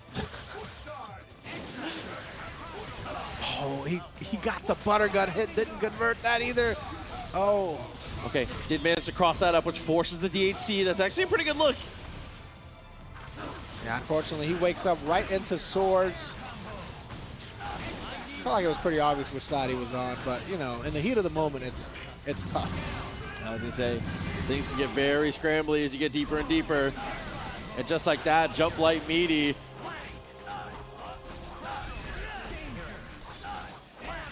Well, the quick cross up there. ChrisG, another one on the board here, safe and solid on this one. Yeah, 2-0 right now. It would take a miracle for Chuy to get 3 in a row against ChrisG here. But you know what? I'm still rooting for him to get this game. I don't care. I don't care about the set. He said this is the set. This is the set. This is the whole set. I don't care. Oh, no. Looked like he might lost 2 sets in this set. Oh, no. Dive kick after the Astral. Opportunity here, close range, but can't quite get him with the standing light. And Doom coming out already dinged and dented. Just eating more fireballs here. Good hard kick. Oh, that X Factor. That just lost in the game.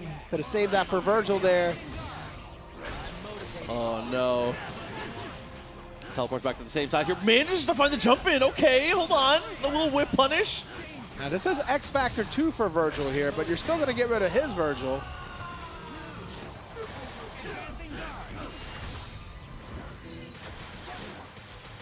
Good block there from Chris. Obviously, Chris definitely not short on defensive abilities.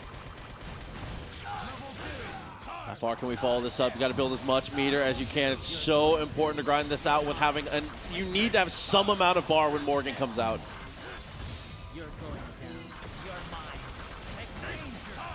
You know, Morrigan solo, though, I feel like is not terrible. This is terrible. This is terrible now. Yeah, unfortunate there. Chuy not able to finish off Doom. And this is what happens. Yeah, smart from Chris. Valiant fight from Chuy, though. Let it be known that Chuy could have, if he didn't drop those hits, could have won this match. I know it was a 3-0, but it doesn't matter. I know he probably, you know, look, he's probably not happy about it, but he could have. That's why, look, kids, eat your vitamins and practice your combos. You know, I don't know what the other part was. Believe in yourself. Yeah, I don't know. Eat your vitamins. Practice your combos. Tong Lee 2025. Stay in school. There you go. The 3 most important things to do to be a great Marvel player. You need your vitamins. You're right. You're 100% right. You be harping on me in real life. This is real life stuff. Yeah. You know, keep your mind sharp. Keep your body sharp. Stay hydrated. All that good stuff. Oh, man. Listen, some good health tips to move us forward in this top 8. Well, let's see here. This is the other side of losers here, so we're gonna see which one one of these guys is gonna get real hydrated because they're gonna drown. Is it drowning in top 8? It's still drowning. You lost. I respect that. You lost. That's a champion's mentality, unfortunately. All right, all right. We'll see here, though. Clem versus Remy. These guys faced off last year. Obviously, Remy came out on top. But, you know, Remy looking extra fresh right now. Looking extra fresh. And by that, I mean he looking washed. All right? So we're going to see if he still got what it takes. He said, looking clean. Yeah. Too clean. Oh, man. I will say, in the last game versus Frankie, his movement, he looked like the old Remy. You think so? I think he did. I think he looks like an old Remy, yes. The old Remy. Okay. No, this is not the duck that you're thinking of. All right, we're going to find out. Clem, though, I'm hoping he stays with the Haggar. All right? Look, Remy is weak to Haggar. Would you prefer the Kiddo team, or would you prefer the Deadpool Arthur? Oh, it's tough to say. It's tough to say. I think the Kiddo team is probably just better, even though Clem is better with the Arthur. You know, it's a tough call because you're just guessing. You don't know what the future holds. That's true. All right. That goes back to practicing your combos and believing. Stay in school. But you can generally trace back to some point in the game where if you had finished your combo, you had just, you know, gotten that hit confirmed, you probably could have won. And if the coach would have put me in the fourth quarter. He's going to actually take the best of both worlds, though. Haggar and the Arthur. Did he get confused at character select halfway through picking his team? He forgot. No, he didn't. He's just a genius. Clean block from Remy. Dealing with the low pretty well. Pipe continues to be a menace for Dr. Doom, but as long as Magneto stays away from it, I think it's fine. The big thing for Remy here and why he struggles sometimes against Haggar Hope is that Remy's a thinker. He's very, very smart. So the problem is, though, when you start thinking too much, you know, you don't take your opportunities when you get them.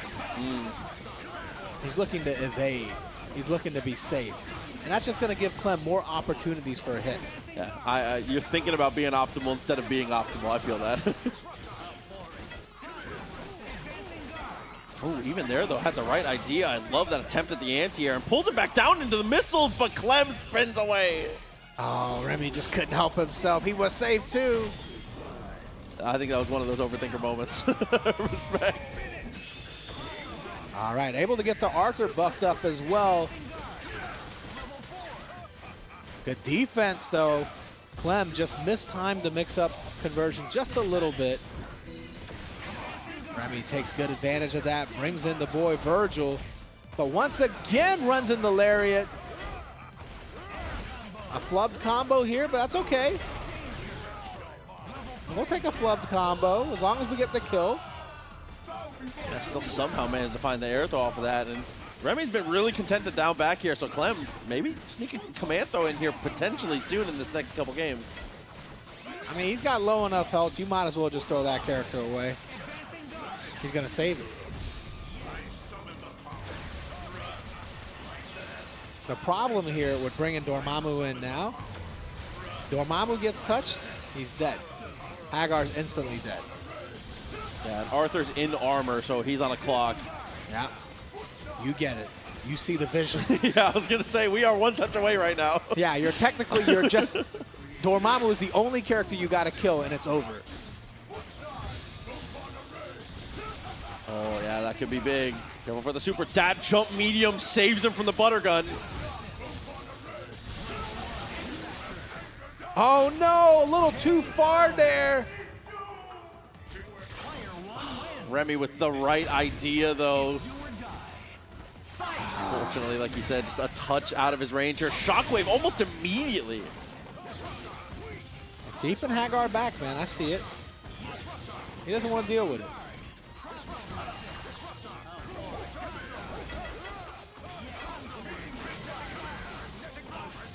I feel like Clem is making good use of the Arthur assist. Who cares? He's making good use of his pipe. Oh, everything coming up, Clem. Super comes out. It's only going to take the 1 bar here, but is going to go for the DHC for the better mix-up here. It's worth the 2 meters.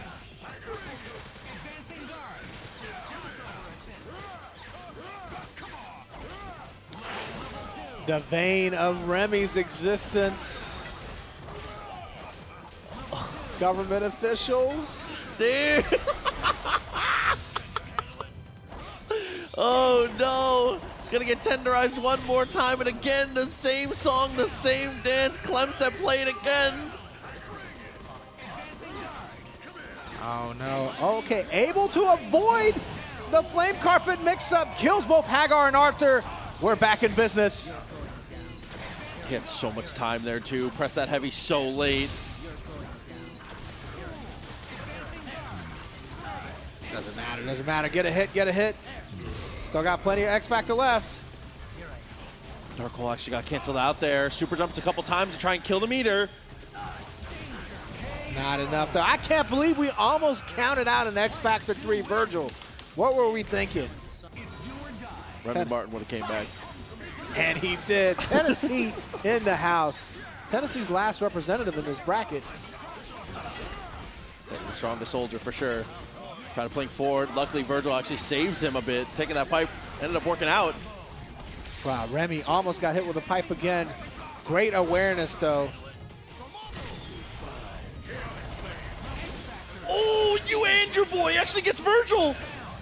And that was worth every penny just to kill Vergil. Who cares about Magneto? Yeah, no true anchor left. It's fine to spend your X 100%. And he confirms that. Bruh, confirming off of daggers right there. Great awareness from Clem. Just Dr. Doom left. And this is a tough matchup for Doom here. It's hard to get in on Dormammu. And now he's got Haggar assist on top of that. So what are you supposed to do? I was going to say, things not looking super good here. I mean, that X Factor would potentially be a big factor. Nice tech from Clem. Look, Clem's got to avoid these situations where he's giving Remy fair chances. Stop giving Remy fair chances. Stay close to the ground. Get your spells. Get your Haggar assist. Like you said, there it is again. 2 reds and a blue. Plenty of time here. Oh, no. Super jump is bad. Super jump is bad. There we go. Get back on the ground here. Super jump is so dangerous right there, you know? Yeah.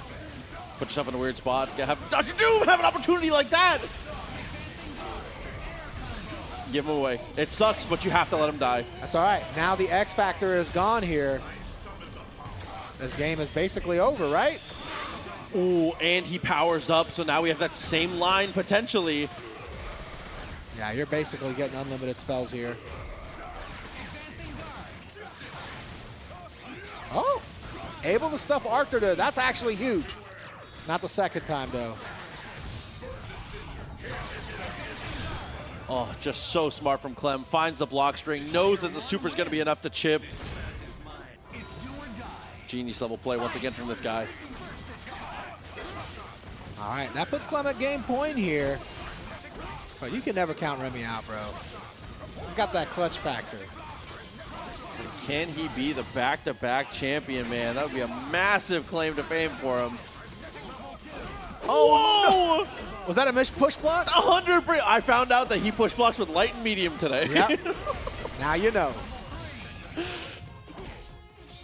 What a way to confirm that, too. That was so late. Clem had so much time, and now he's got the optimal mix.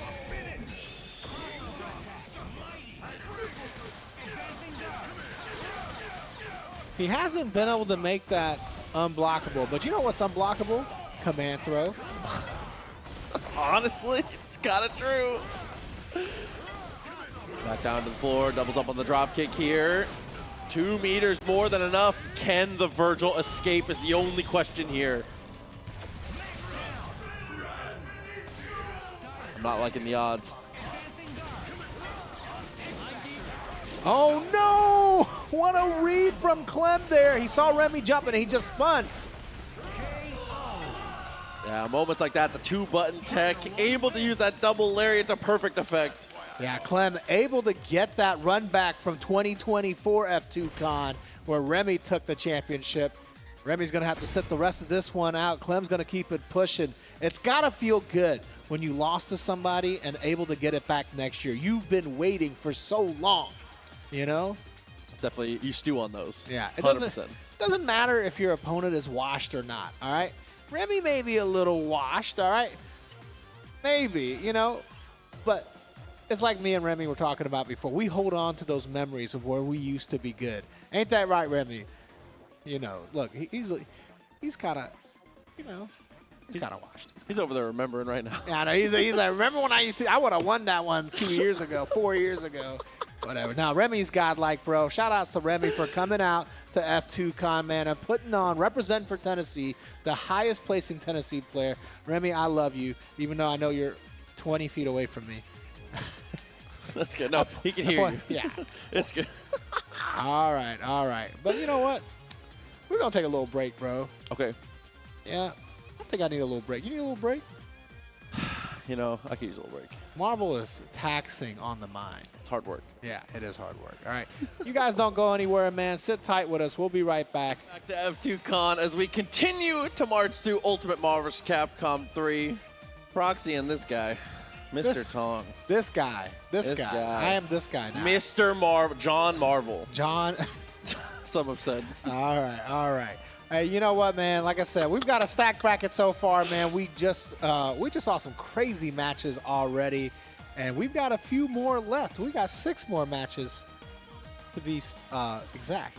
Absolutely. Starting off on the loser's side is where we're going to end up for now. It's going to be Living Legend and NyChrisG, as well as iDom and Clemkillz. We just saw Clutch Up make it to this point. And then, of course, on the winners finals right afterwards, we're going to have Escalante versus Drewtorious, New York versus Georgia. All right, but first up, like you said, Living Legend versus NyChrisG. This is a huge match here. Now, we've seen this match before once in 2023. You know who the victor was?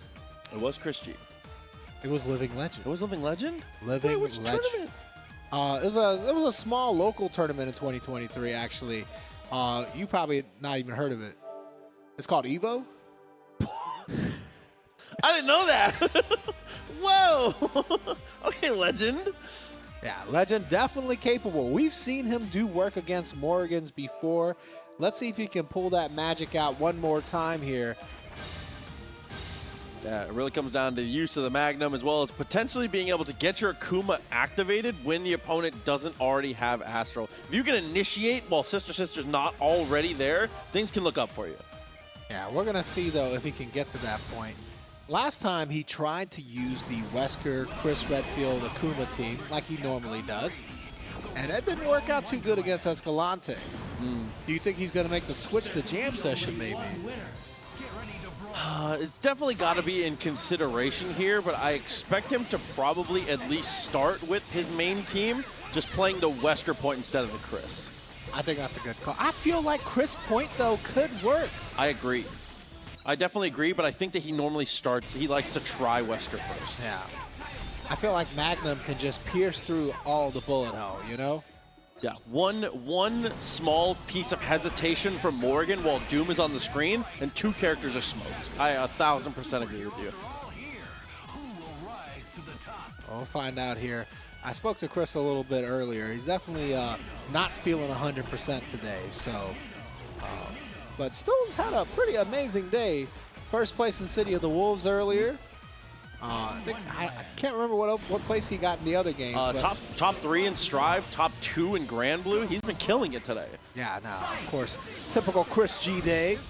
Speaking of which, NyChrisG is actually going to we're going to play Escalante's team. We're going to rock the Magneto on Anchor, actually. Did he have an identity crisis? Did he forget? Oh, he's remembering. Maybe he's just in the mood to play some Magneto, huh? Oh, lucky break here from Living Legend. One more chance with Chris. That's a skilled guess, Tom. Skilled guess, it's not lucky? No, absolutely not. Nah. You're saying TAC breaks aren't luck. They're skill. Yeah. You think rock, paper, scissors is luck? A little bit. Okay, all right, fair. Takes the shot. Actually beats out the meter, though. Taking away the astral vision. That's big. All right, Wesker trying to play the gunshot game here. That is a huge commitment. Ends up paying up perfectly. Just Magneto left. How good is Chris's Magneto right now?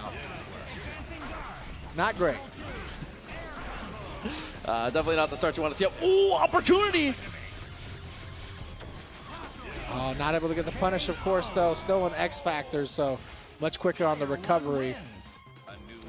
Oh, I couldn't quite close the distance. You hate to see it here. Legend. Move the Chris up to the point this time. I think this is the move. I definitely agree with you. I really do think the plethora of guns he's able to bring to the table here, especially with the Molotov like that, is able to completely save out for himself.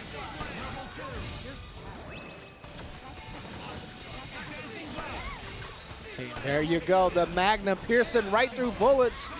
Bullet hell? Nah. Okay, full gun game achieved here for Legend.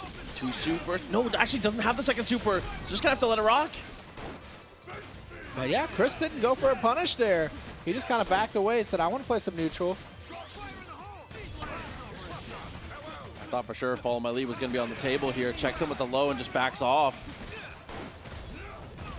Oh, but jumped just a little bit too dangerously. Got thrown. Sorry, flame grenade saves the day.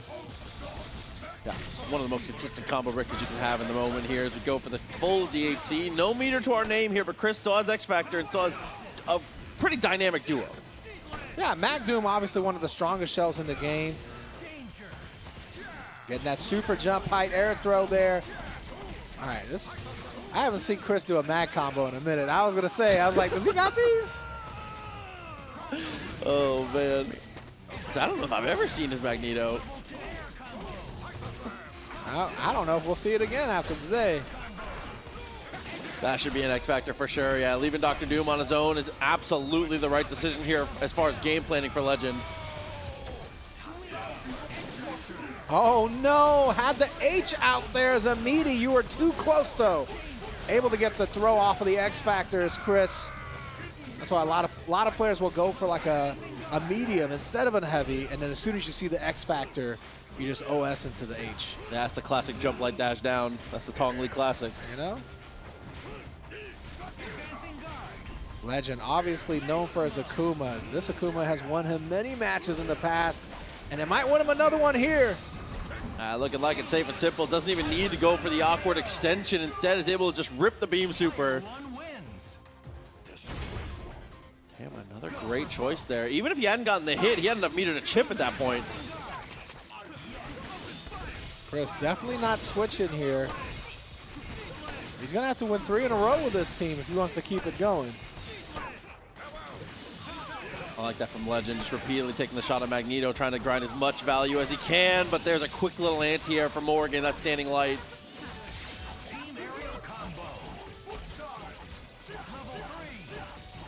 TC again. Unfortunately, the Magneto coming up a little bit short here. We're going to DHC in the Morrigan, though.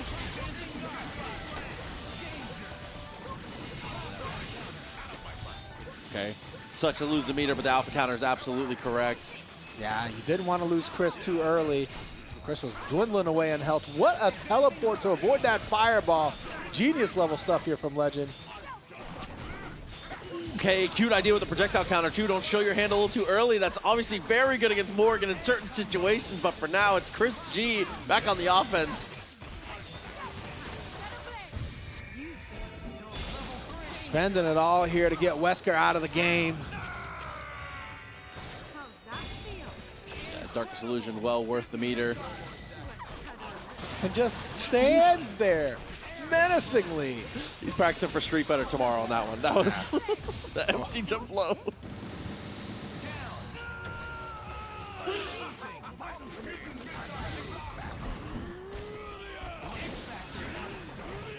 All right, pops the X Factor right here. Can Magneto survive this?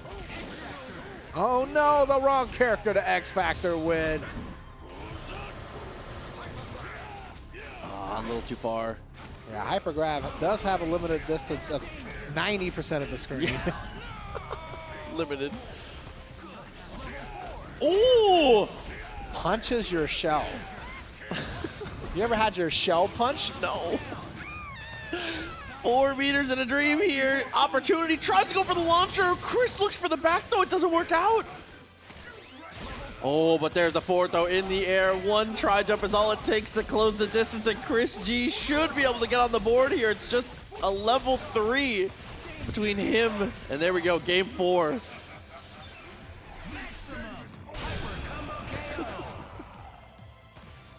Give a shell.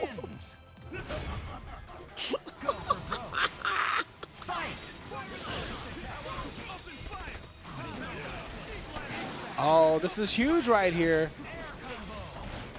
I thought he got 2. Even then, getting rid of missiles is absolutely monstrous. That is the thing that completely pins down this team as Morrigan. And Morrigan tried to dash out of there. Unfortunate. Let's just casually suplex Chris. Okay, well now our super jumps are much more effective here against Astro. It's so much harder to lock him down, but lockdown's not required. We just get a clean hit, and Chris is completely gone. It's just 10 fireballs, and he's out of there.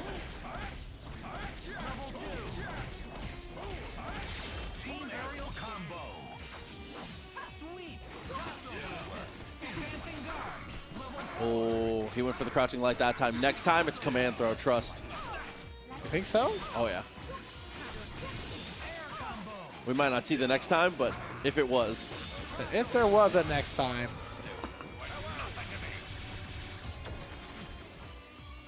Oh, man, this is getting tense right now. Darkness illusion again, fully invincible, destroys Maximum Wesker. Sometimes that works out, sometimes that doesn't. You know, Wesker's sometimes able to avoid that, but not this time.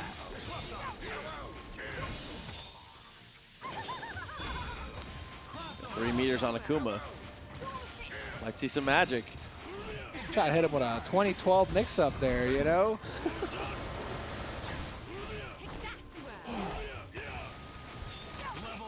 Oh, punishes the Tatsu. Dude, and truly, what a block from Chris there on the super. When he goes for the super and has that late demon flip, that demon flip, if you do the dive kick into the corner, it always crosses up. Good knowledge from Chris. But the X factor as he gets the throw. This is absolutely the right path to victory here for Living Legend. And he does it with no meter.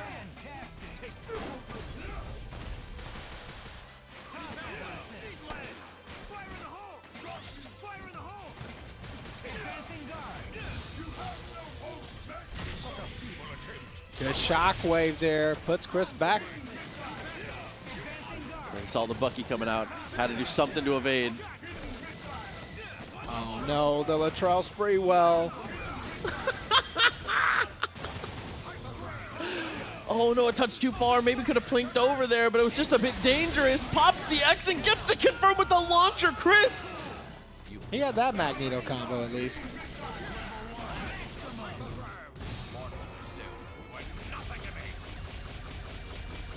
Oh, it's gonna be a lot of damage. Glasses off as well. Tatsu clears them out. All right, that should be enough to get rid of Magneto here. No X Factor for either player, though. Oh, what a catch here from ChrisG, the Dr. Doom, air to air. Okay. Cashing it early here, this incoming mix-up. No, just meaty on the same side. I think Akuma tried to flip out here. Yeah, buffered a demon flip and it doesn't work out. That's a level 3, and with the connection, ChrisG. Able to make it happen with the Magneto substitution there. That was definitely looking good, honestly and truly, as the set went on. Started to find his pace with it, man. He did hit 2 combos at the end with Magneto, so, you know. ABC in the Super. You know, I'm impressed. I'm impressed. Magneto's hard, man. I'll take whatever. Yeah. Yo, shout outs to Living Legendo for being out here. Top 5 today. Top 5. I know he wanted to get the victory. Unfortunately, came up just a little bit short, but still a strong showing, you know. Losing to Chris is nothing to be ashamed of. Absolutely. And as you said before, pound for pound, this has been a massive bracket from over here. A ton of monster players in the pools. I think on winner's side, he lost to Escalante as well. So it's been these two Morrigans just kind of wreaking havoc on the winner's side and the loser's side. Yeah, listen, you called your shot. We had a lot of fireballs. A lot of fireballs today. We're going to see it. Oh, next two up, though, a potential for both of them to be able to have those great balls of fire. Maybe. It's going to be Clem and iDom. I feel like iDom's team does really well against all of Clem's teams. I like Dante Point with his assist layouts, especially with the Dormammu flex, against a lot of the things Clem wants to bring to the table. Yeah, the Haggar Point, though, you know, sometimes can be a little bit difficult for Dante. You can't just go in. Yeah. I agree. And I think that the most important thing to note when you talk about Haggar is that a lot of the times, it doesn't matter what your notes say. Because on paper, Haggar should lose to every top-tier character. But human error exists, and Haggar preys on it better than anyone. I can't disagree with you there. I always want to disagree with you. This character makes plays, bro. You were thinking, I could see the vein popping. All right, I like this team choice here. Going with the Haggar Point. Yeah. That's a better choice than going for like a Magneto Point team like he played earlier today.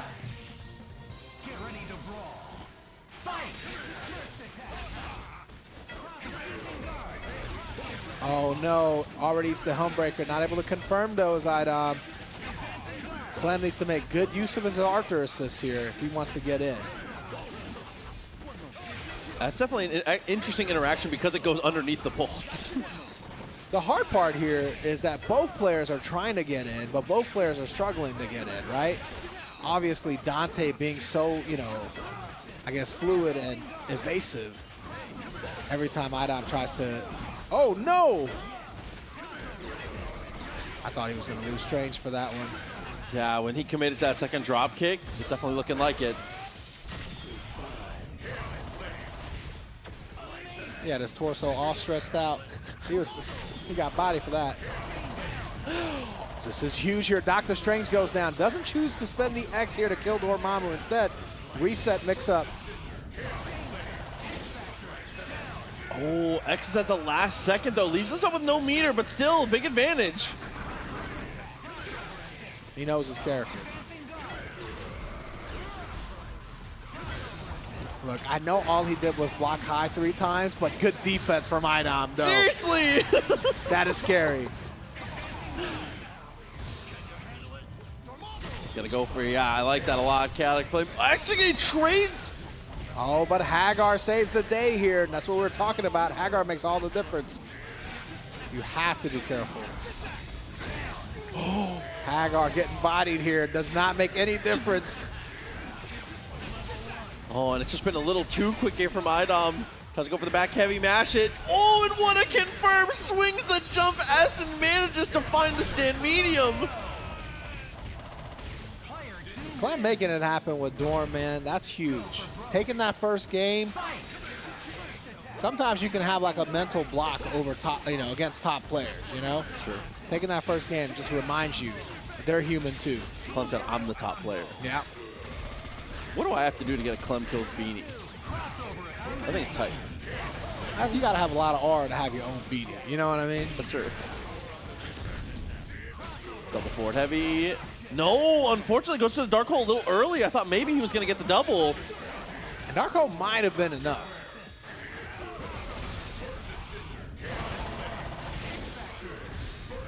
Oh, we're gonna get rid of Dr. Strange at the very least here. And Bolts, obviously, we've seen what Bolts can do in iDom's hands. Solo Dante for the second time. He was able to do a pretty decent job of bringing it back, but this time is not even going to get the opportunity here. Clem finds a drop kick early and often.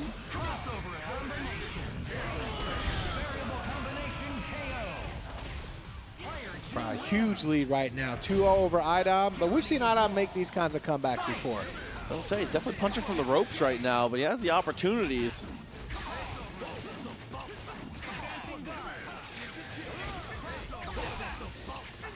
Ooh, definitely playing a little bit more aggressive here, I was going to say. Not zoning as heavy.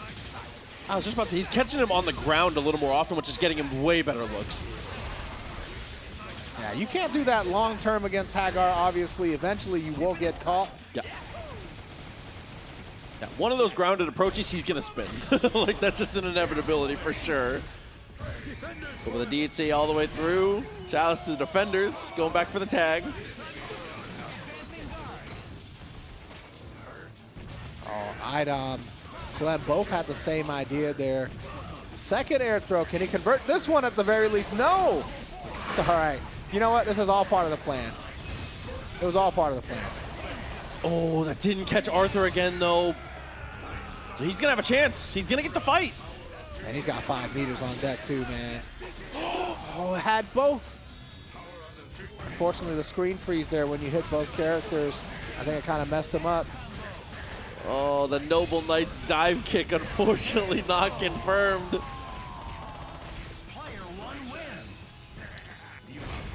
I'm not going out without a fight, man. Oh, we start Arthur this time and go for the tag, so it's going to commit to the empowered daggers here. Arthur still gets hit, though. He's not invincible or anything.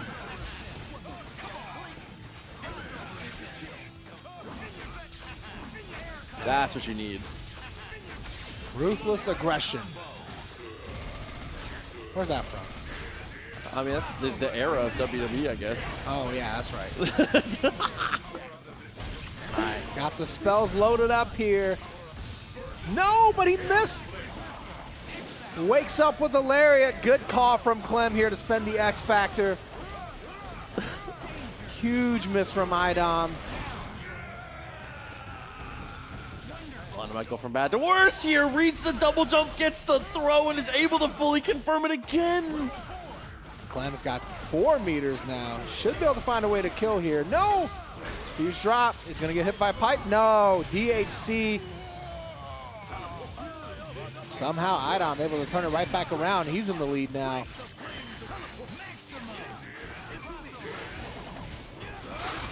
Jam session so good. Hit you from the back. Surround sound speakers. It's too good, bro. Oh no, and just like this. And Arthur's on the clock, man.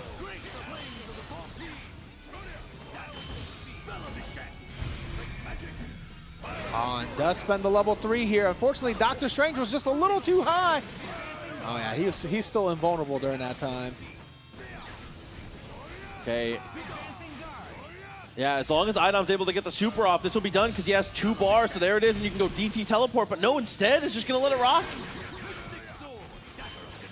Yeah, didn't want to take any risks there. You can just keep calling jam session and super. Not enough. Oh, it is enough. Even with the push block. Couldn't withstand the chip there.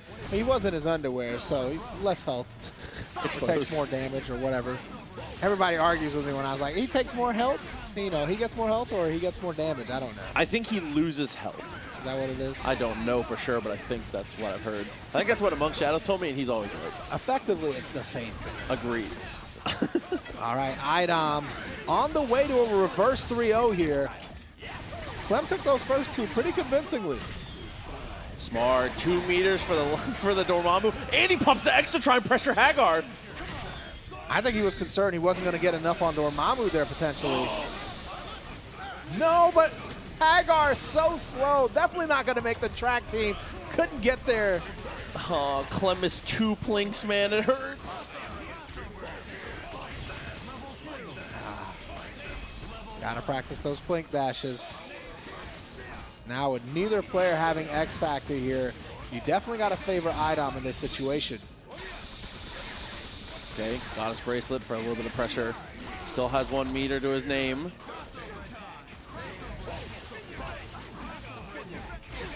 Oh, raw attack actually ends up working out. Put him in a very scary spot, but luckily comes out on top. Clem has 1 shot at this here. He does have the Arthur assist on his side. He's jumping to meet Dante to keep him pressed.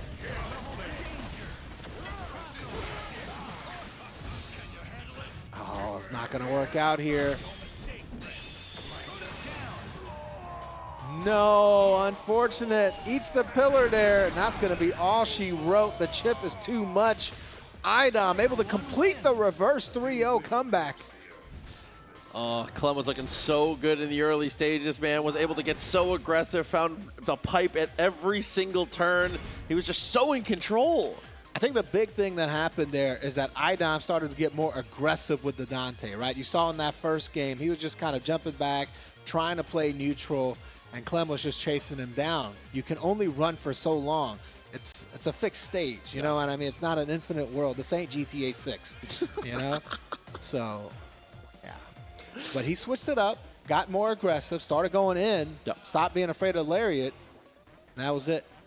Yeah, because, I mean, to be fair, Clem didn't use Lariat a lot except for punishes. There wasn't a lot of, like, big reads. It was more, like, reactive situations where he knew it was going to hit. Yeah, it's just... just can't play that way sometimes. That's fair.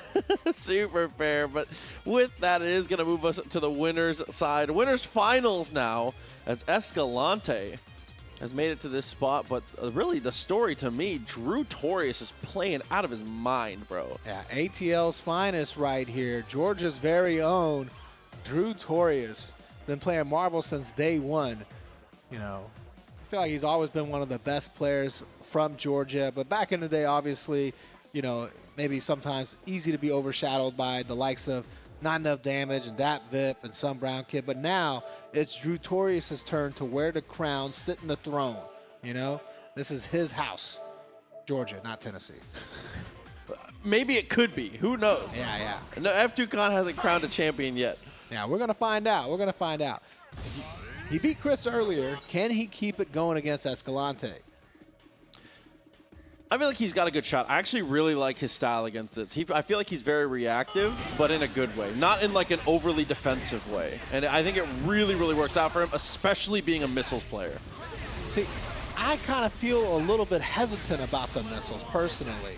Because you are playing missiles, you really can't stop Escalante's missiles. True. So that could get in the way. I don't know. But it could go either way. You never know. I mean, look, characters, assists, all of that is cool, but at the end of the day, it comes down to the player. Yes. Definitely, definitely agreed. This is about to be, I'm so excited. This really could go either way here, man. I mean, Drewtorious has all the skill, all the knowledge to take this all the way. I don't know if I've seen Drewtorious win a tournament of this caliber, but I think I would like to see that happen today. This could be the one for sure, but again, even with that, Escalante coming off of one of the hottest years of Marvel we've seen from an individual player in a very, very long time in 2024. Yeah, you can't deny he is definitely Player of the Year in 2024. Oh yeah, most dominant performances. We'll see if we can keep that momentum rolling here, or is Drewtorious going to be able to further extend his reign? He said, Georgia's not enough. I'm coming for Tennessee. Look, it's risk. You got to get all the territories. Yeah, okay, I'm holed up in Australia. Nice little follow-up there. Is going to go straight into the loop here. Drewtorious pushing the advantage, getting rid of Morrigan, the biggest hurdle on the team for sure. If you can trap Magneto and keep him to the ground, this might be over.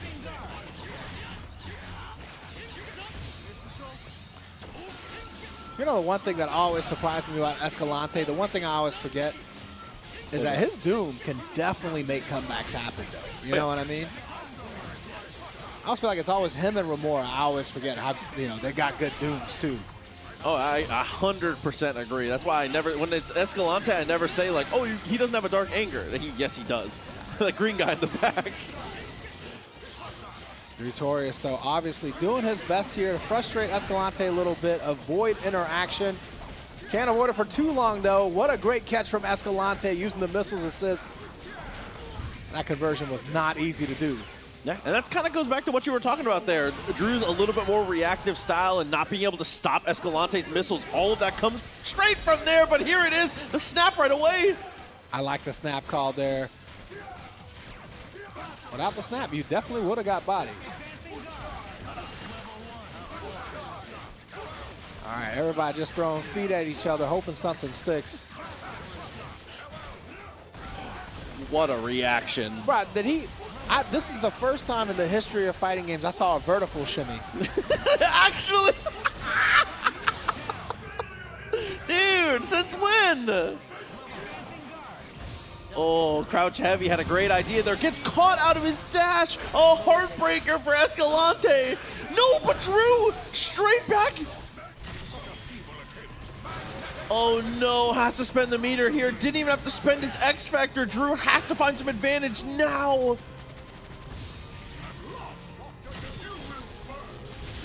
Oh, but Escalante perfectly counters, stays on the ground, is able to interrupt and re-saves it. That was a gift for him. Drew with the crucial drop. You hate to see it, but for Escalante, that's a big win. I was gonna say, for both these players, this matchup can sometimes feel like pushing the boulder up the hill, so anytime that thing slips and you roll back down and lose progress, it can feel hopeless, man.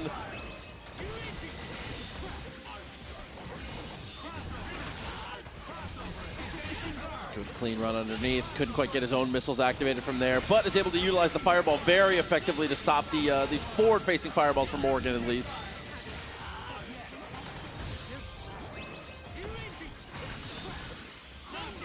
I'm not sure what that execution error is. He keeps getting, maybe he's trying to do TK medium lightning and trying to do the Yuli. He keeps whiffing DP. I like that we call it the Yuli now. It's the Yuli. 100% it is. Shout out to Yuli.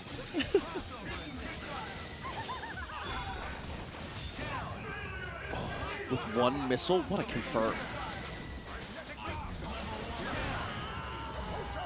Good catch on zero, but here comes the real trouble. Oh, that miss might haunt him.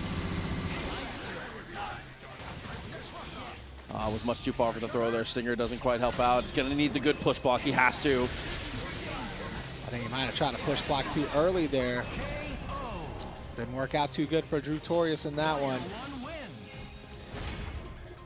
That first game was really Drewtorious sided until the very end, I feel like. And now Escalante has been able to take that momentum. Up 2-0 right now. This is huge. You can't count Drewtorious out, right? Yeah, and absolutely has been in it time and time again. I definitely wasn't expecting that to cross up there. Loses his Buster Charge because of it. That's okay. Still gets a bit aggressive.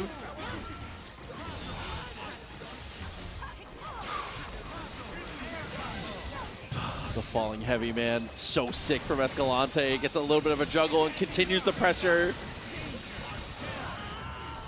Yeah, Drewtorious had a little bit of luck kind of getting out of there, but then he just jumped right back into a fireball. It looks like it's going to come all the way down to Vergil again. This time Vergil getting to play a little bit earlier. Trying to get that homebreaker. Does actually land it afterwards. Doesn't matter though. Wasn't able to convert, Mac. God, it's over. Yeah, Judgment Orb at the wrong distance puts you in such a terrible position. Escalante, did you see how perfectly he spaced himself for those juggles? Stealing bar at the end, insult to injury. So what's Doom gonna do with that meter? Try his best, I guess. Closes the distance there, but doesn't matter. Has to eat fireball. Escalante coming out on top. 3-0 here. Managing to control the situation perfectly there, not letting any scrambles get to him. Yeah, well, he's going to be sitting pretty in grand finals right now. So, we're going to see. That's just a good way to bounce back for him, too. In that game one, there was one situation that was a little bit back and forth. He drops a weird combo. Drewtorious drops it back to him. He recomposes, and it felt like he was just in full control from that moment on. Yeah, I mean, I genuinely feel like if Drew had kept the pressure on from game one, right? The thing that got him that victory in the point battle in game one, if he had kept that going, Yeah. I think we would have been looking at different results there. But yeah, he just played a little bit too passive. You know, he wanted to be comfortable. He didn't want to take any risk. And this, you know, look, every fighting game, you got to take a little risk. I definitely agree. Trying too hard to be too comfortable definitely will slow you down too. And in a matchup like that where speed is essential, it can be a killer. Yeah. We're about to see two players come up here that aren't going to take any risk. These guys aren't risk takers At all. No, these guys are chess masters, all right? Oh, man. This is the classic 5 moves in, you offer a draw, you're like, I don't want to play this line. There's a lot of risk in chess too, though, isn't there? It can be. Well, you know just as much, if not more, about chess than I do, brother. You're asking me questions. Yeah, I'd like to pretend to be as unknowledgeable about things as possible. All right? People ask you less questions that way. True, okay. I do the question asking around here. All right. But iDom traveling all the way from New York. Like we said before, both of these guys have won a tournament today already. We got the Guilty Gear Strive champion of F2Con versus the City of the Wolves champion. Both of them played each other in those tournaments, too. And it was, so actually in sets, I think they're 1-1 right now. Yeah, that makes a lot of sense. Well, they got Marvel today, and both of them are in Street Fighter tomorrow. So, True. Yeah, don't forget, guys, we've got Tekken Top 8 tomorrow and all of the Street Fighter bracket tomorrow as well. So we got a stacked Sunday. Tell you, a lot of cool action to come, but listen, let's not focus too much on the future. The present is right here. Losers semis. Oh, no. We might want to focus on the past there. That was a huge hit to start 99, and you didn't convert. It's a tough one, though. It definitely is. It's okay, though. Charging the airplay, staying over the danger zone of the Astral. Normally, I like the way Dante plays against Morrigan. I feel like the matchup isn't terrible. But at the end of the day, I still think the jam session will make a bigger difference than having Dante on point. I definitely agree. And again, that kind of goes back to what I was saying before. Dormammu, this is one of the best combinations of assists to activate Dormammu, but here it is into the TAC. Was he trying to go? Did he went for a reset intentionally? He normally team supers there. I'm not sure what he was looking for. Yeah, he definitely didn't have enough meter for Team Super to do much. Yeah, maybe just an intentional reset. Yeah. That was tough to read. For now, we're just going to try and do Dormammu things. Use that jam session, try and establish ourselves and get some spell charges. Yeah, I don't know if iDom remembers that he had. Oh, he does remember he had jam session. Calls it really late there. Chris taking strong. He's taking strong advantage of the opportunity here. Dormammu does survive. That exchange was too good. Oh, yeah, Pop X actually really like this. This is a great decision here from iDom. Good thinking on your feet in the moment. Yeah, this is really advantageous because Chris doesn't have X Factor anymore. So somehow iDom in the lead now. Sniped him out of it. That's actually huge. Stopping the Vergil from coming in is a big deal. So now if iDom can... There it is. I was going to say if he can find a way to get Dorman. Yeah, and that X Factor 2 helped Dormammu recover a lot of red health real fast.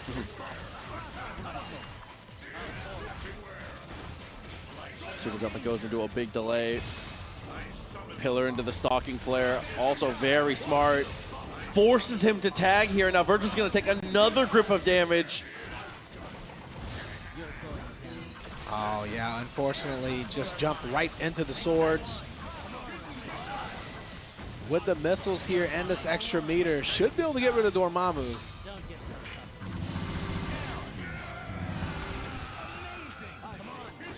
Yeah, time not quite a factor yet. What a throw. Yeah, throwing him right out of that super there. Doom definitely would have died for it. And even if Chris was able to get the punish, wouldn't have been able to kill Dr. Strange. Oh, and even there, reads the tech, sees he's going to cross up and knows that iDom doesn't have any buttons with the frame data to contest there. That's a great crouching low. And that was definitely a really back and forth match here. Chris able to come out on top of it, but it could have gone either way for sure. So many times I thought iDom had the lead. Oh, iDom about takes the lead there. Very close. Yeah, that one, we're seeing the same situation we saw from game one. Really tough to convert opportunity there. Yeah, and that's just the Dante, right? This character, he has a lot of opportunities, but it's so particular no matter how you hit them. Oh yeah, you got to go 2 nanometers to the left and 1 degree to the right. Decrease and nanometer? Yeah, I'm good. Yeah. You got to do geometry out here, brother. Oh, duel of the brothers now. Airplay going to get released. Unfortunately, it looked like it was going to be on the right angle, but it doesn't quite work out for him. And a jump in heavy is good enough for ChrisG. Good thing is Chris doesn't have any meter on his side, so iDom still has a strong chance deleted. I felt what you were saying, though. Yeah. On paper, he had a strong chance. It was there, yeah. Yeah, unfortunately, we don't play on paper. We play on console. Good block, man. What a push block to be able to avoid the low attempt. Swords continuing to chip away, and Rapid Slash does the job. Dr. Strange still has X Factor 3 and a ton of meter. Any mistake from Chris here, and it could be over. Oh, I think he saw that iDom might have wanted to go for a super. Yeah, that or just Chris was looking for a throw. Either way, on the jump forward heavy thing, everything works out for him.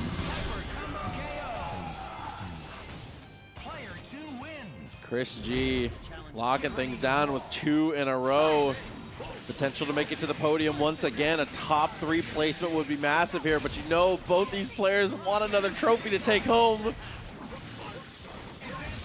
Now, well, ChrisG definitely a couple games closer than iDom is. But that doesn't mean iDom's out of it just yet. For now, he's going to just charge airplay, try and prevent as much meter gain as he can. So now there's an opportunity to maybe fight it out a bit. Strange assist is not going to help him too much as Morrigan finds the touch again despite Strange somehow getting in the way just a little bit. You know, we always talk about how good Jam Session is against Morrigan. But in this matchup, we haven't had a chance to see it since Dante's been on point the whole time. Very true, just never had opportunities really to be able to get out of there. As you can see, again, Morrigan finds the hit, able to alter the combo route. 2, but crossed himself up. This could be iDom's chance here. Chris spending his final meter. Oh no, but he got clocked for it. It doesn't matter what you do, the fireballs are still coming. That time for the quick low on fly there. Okay, is going to be able to build 1 more meter off of this too. Now a bar apiece. We have projectile counter if we want to try and go for it. No, we want to go for a block there. Unfortunately, gets hit with the overhead off the flight. That's a tough one there, unfortunately, for iDom. ChrisG is going to be able to keep it pushing, though.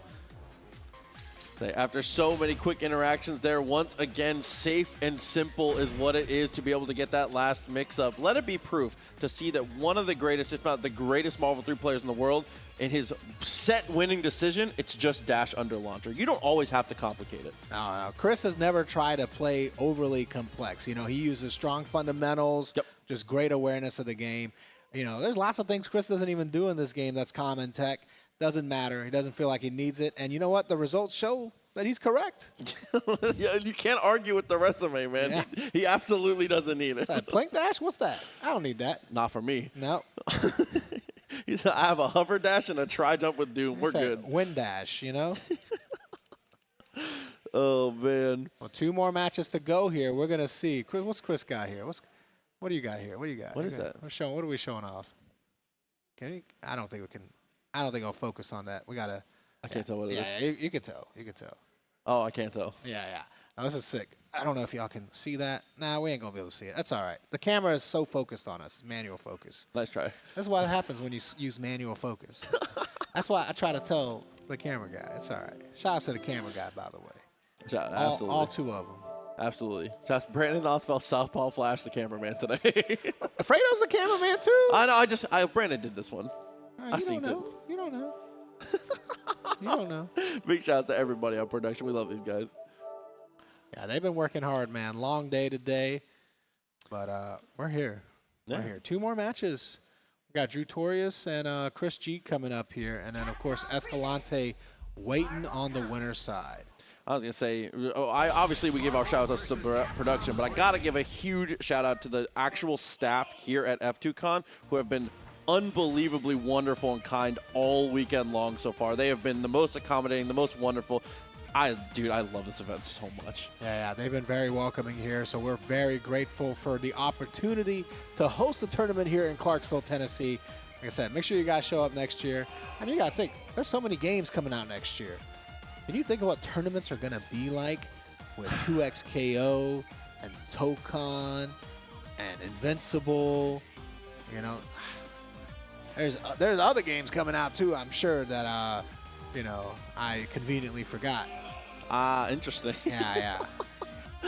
Hey, man, listen, just seeing this many people play in these spaces here, especially at the regional level like this, getting an amazing venue, amazing tournament like this, and having it be, once again, the renaissance of the Versus game. Not only having the older games like, you know, us with Marvel 3, as well as Marvel 2 getting back on console and being accessible, all the new Versus games. There's never been a better time, Tong Lee. The best time is now. Agreed. Yeah. Now, what's the saying? It said the best time was 5 years ago. The next best time is now, or something like that. That's true. I don't know. Look, I'm not going to say that I'm reading the chat or not reading the chat, but if you're in the chat, I love you too. All right?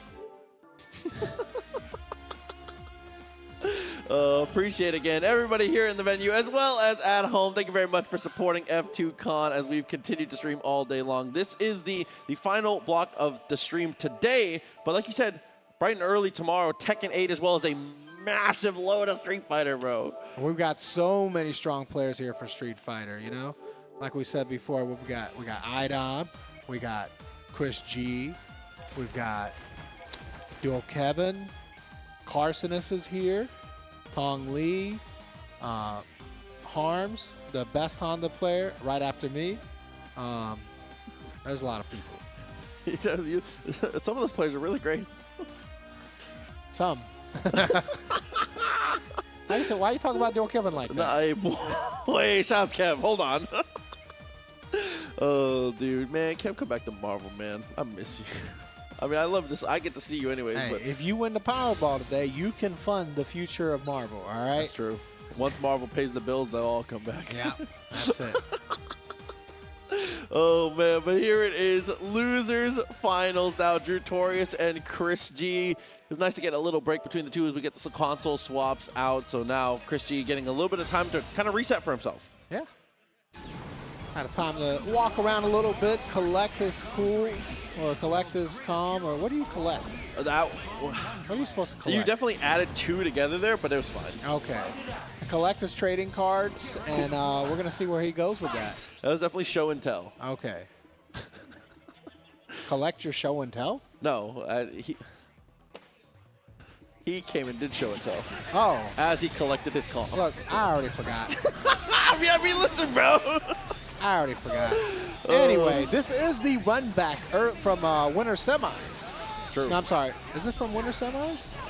No, this was actually the run back from pools, actually. Yes. So in pools, Drewtorious was able to send NyChrisG into losers.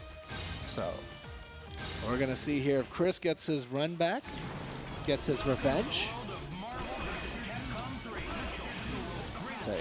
Hopefully, we'll be able to bounce back on this one. We'll definitely see. It might be a similar situation against Escalante, though, of having trouble being able to get your missiles established, as you pointed out before. Well, I mean, Drew didn't seem to have a problem with that earlier in pools when he beat Chris 3-1. But maybe Chris got his groove back. Yeah, listen. I mean, you got to be in some amount of form here to be able to be in the losers finals. Now, as NyChrisG is going to be the first one. We go for the Astral straight after the Sogenmu. Nice block on the cross up there and is able to establish himself on the ground. That was actually a crazy defensive choice right there. Because he kind of rolled up, and it was very ambiguous which side he was going to get up on. Oh, wow, just full sends the heavy. Look, like we were talking about earlier, sometimes the simple stuff just works best. Like you get yourself in trouble. Hesitation is death, and there's no hesitation for Drew. Even up the drop here, tries to get aggressive, but Chris pops his X. Yeah, Chris able to tag out the Vergil here. but he's already spent his X Factor. All right, this is a huge win for Drew. Ooh, almost turned into a huge loss there, but ends up working out, and he shimmies back. Yeah, the dash back in the low there caught Chris looking. And that's what I was talking about when I talk about Drewtorious' play of being very reactive. In situations like that, he's so quick to make those snap decisions. That's a little risky to dash onto Vergil like that. Yeah, it's almost like he saw that situation happening before it did. He did launcher. He said, I have missiles. It's fine. Unsafe moves, what's that? All right, able to get the Astral started, though, but this is going to be his only meter for Astral unless he gets a hit here.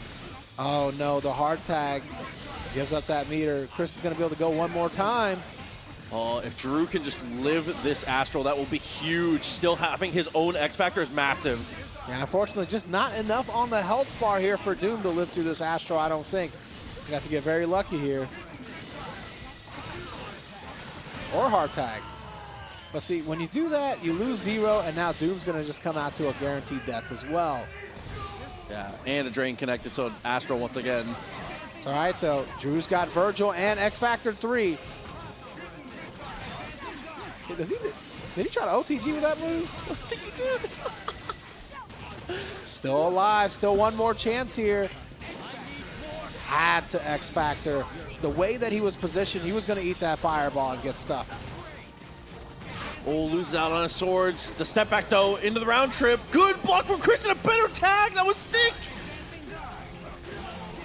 We talk about Chris playing risk adverse. Caution to the wind on that tag. I didn't know he knew how to tag there. I didn't know that was in his repertoire. Oh, man. Strong decision making there. Way to throw him for a loop sometimes. Mashes the throw with great timing, too. Drew, execution error. It felt like there wakes up with what looked like light fireball. Maybe a DP attempt. Luckily for Drew here, able to escape the TAC. You know, Chris has had some really bad luck with TACs today. He's getting outskilled. Is that what it is? I'm telling you. The skillful guess? Better lucky than skilled in some situations, man. I pray every day that I'm lucky. I don't want to be good at picking lottery numbers. I want to be lucky. Thank you. Oh, man. Trying to do his best to survive, mitigate the damage. But ChrisG has so much meter still to play with here. Dr. Doom running out of juice on this one for Drew.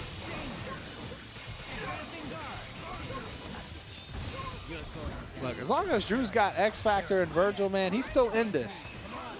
Oh, the hard tack from ChrisG. He almost threw away his Vergil. It worked out for him, though, either way. Able to get the throw here. X Factor.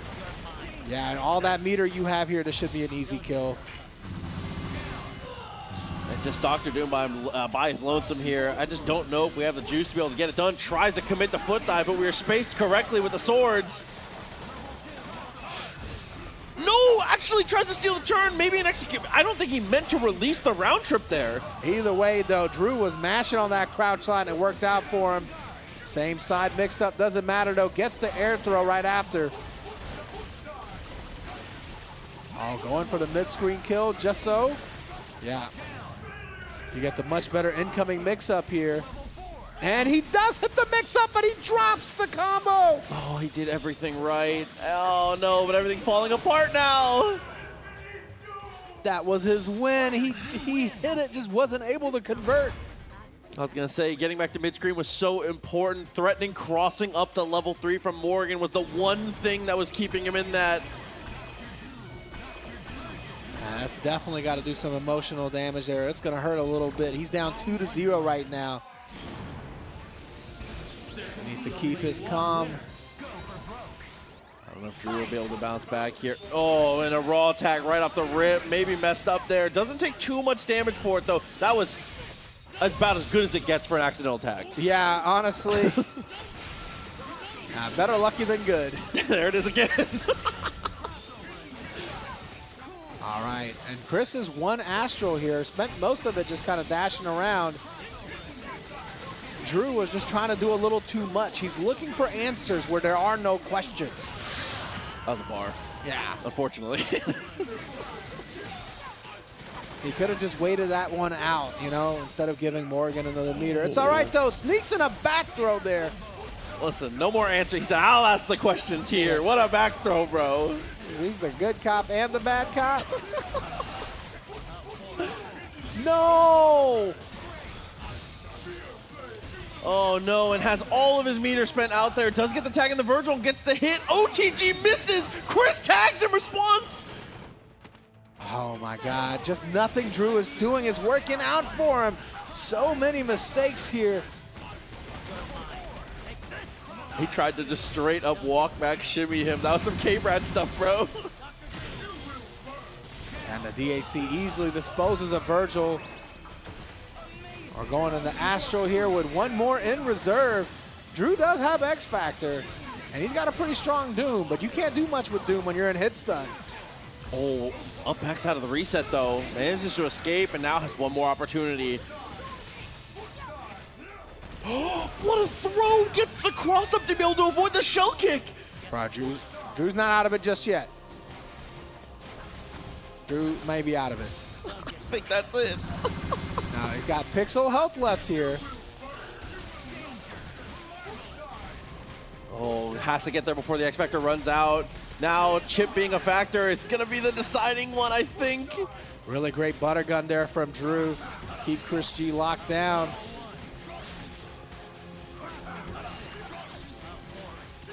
His awareness on some of these blocks, man, it's costing him.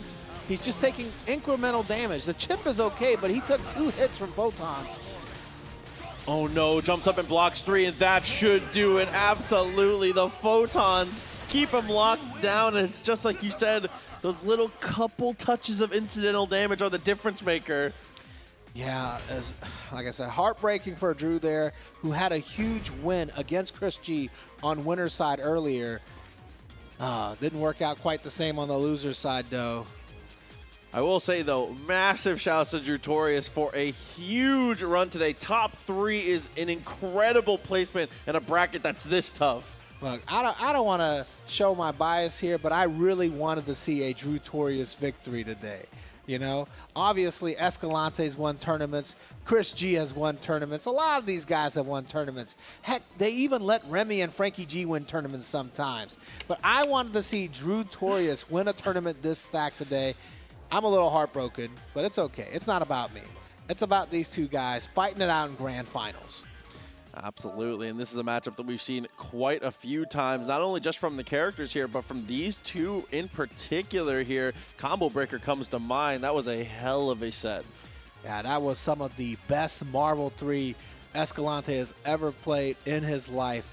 I mean, clutch was definitely the best way to describe that. We're going to see here if he's got that same fire in him today, though. This time, Escalante is on the winner's side. Yes. So Chris is going to have to reset here if he wants this victory. This could be a slow one here with 2 Morrigan Dooms. Might drag a little bit. Maybe, but I think that Escalante's approach to playing the Morrigan mirror is actually pretty speedy. I think he does a really good job of like mitigating other people's fireball patterns and closing the distance to take aggressive choices. He doesn't like to play the full screen with you. He's taking angles to try and look for those mix-ups. Look, I'm definitely not going to disagree with you on that one, but still at the same time, when I see 2 more Dooms, I'm going to bet on the clock. I'm taking the over. Yeah. Oh, just like that. Listen, I'm talking about Escalante's attempts at aggression here. ChrisG is the one to up the tempo here, and he gets the down TAC. The first TAC I've seen him complete, actually. He's been countered at every TAC, it feels like. Doesn't get the combo right afterwards, though, but that's all right. That's all right. We're still in business. Business is booming. Spent all that meter to get back in the team order, and Magneto dies for the trouble. ChrisG, big way to start. Yeah, Chris showed his hand. It didn't matter, though. Still used it again as soon as Escalante touched the ground. Controlling the ground here with the fireballs. Escalante, again, see, that's, again, looking for those aggressive angles. Dash didn't work out for him.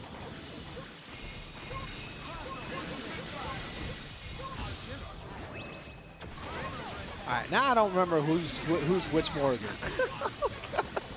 I think that's Escalante's Morrigan on the screen. Escalante is, he plays default colors only, bro. I don't remember what the default color is for Morrigan.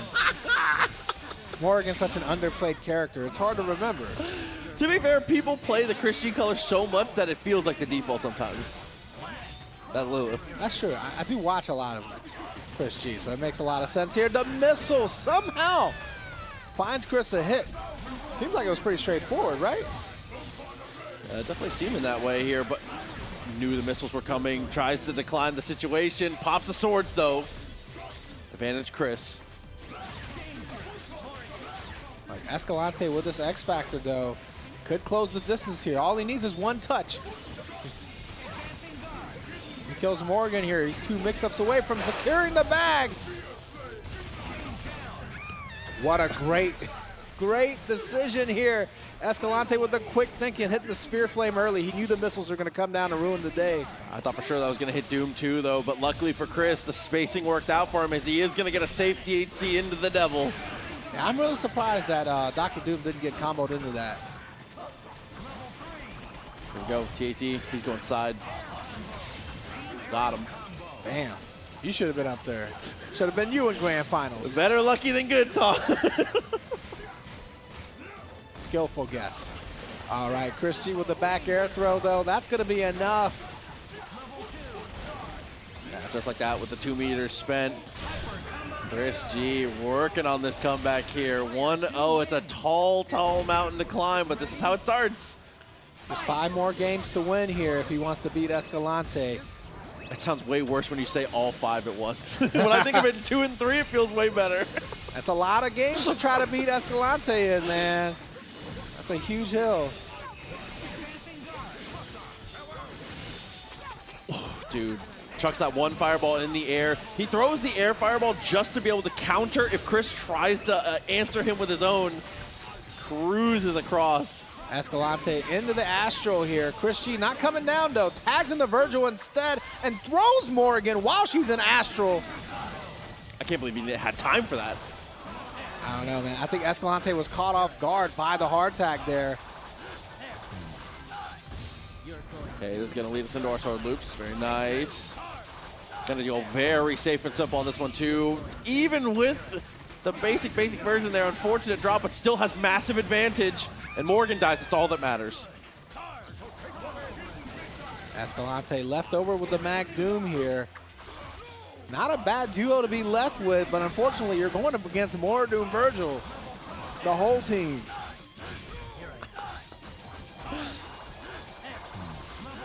Oh, the master of magnetism getting cut down to size.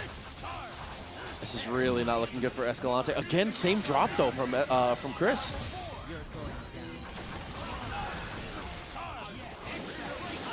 Oh, good X Factor attempt from Escalante, but an even better counter from ChrisG.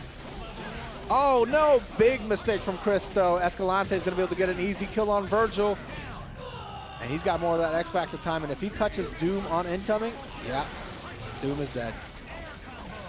Readjusts his combo perfectly as well. Escalante. We always talk about how great Morrigan is, but in this anchor position, no X Factor, she's not gonna have a field day either, you know what I mean? Yeah, as I said, she goes from the most oppressive character to mildly oppressive. Yeah. Still very strong. It's definitely the fire sauce and the mild sauce.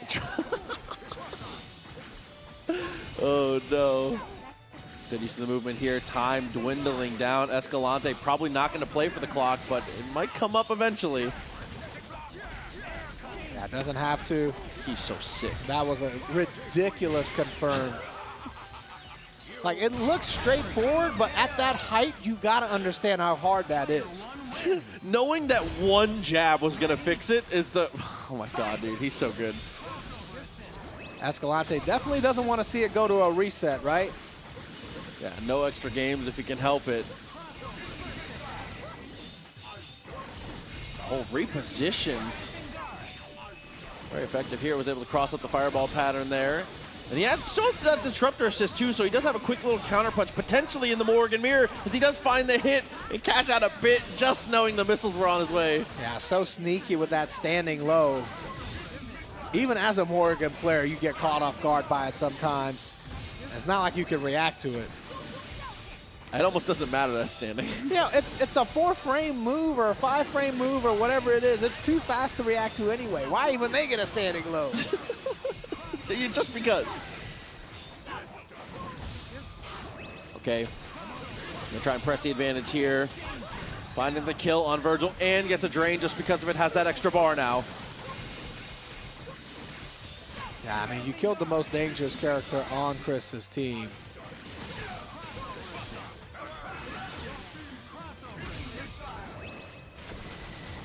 Okay. This is where we can take our win. Morrigan assist is helping him build up a bit of meter now. Oh, calling that assist unfortunately hurt Chris more than it helped him. He did build a little meter off of it, but I mean, Morgan's almost dead. He's gonna finally pop it. Yeah, and you've got the X Factor. Why not? Goes right in for the assault. Oh, Fireball struggle just a bit too high. Is able to reposition. Good push block too to be able to save yourself so much space. Maybe a game-winning push block there. It's crazy that in a game like Marvel, man, I mean, every little decision matters. Like you said, even that one push block could make all the difference. X Factors run out for Chris here. Definitely Escalante advantage. Once again, raining down help. The missiles take the kill. They were just too hidden.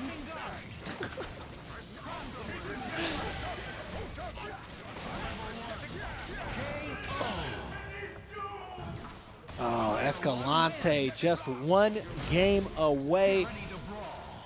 Might be able to come home the champion here. Got close with the jumping heavy. Chris taking a much more aggressive angle, even using the Shadow Blade as he closes distance.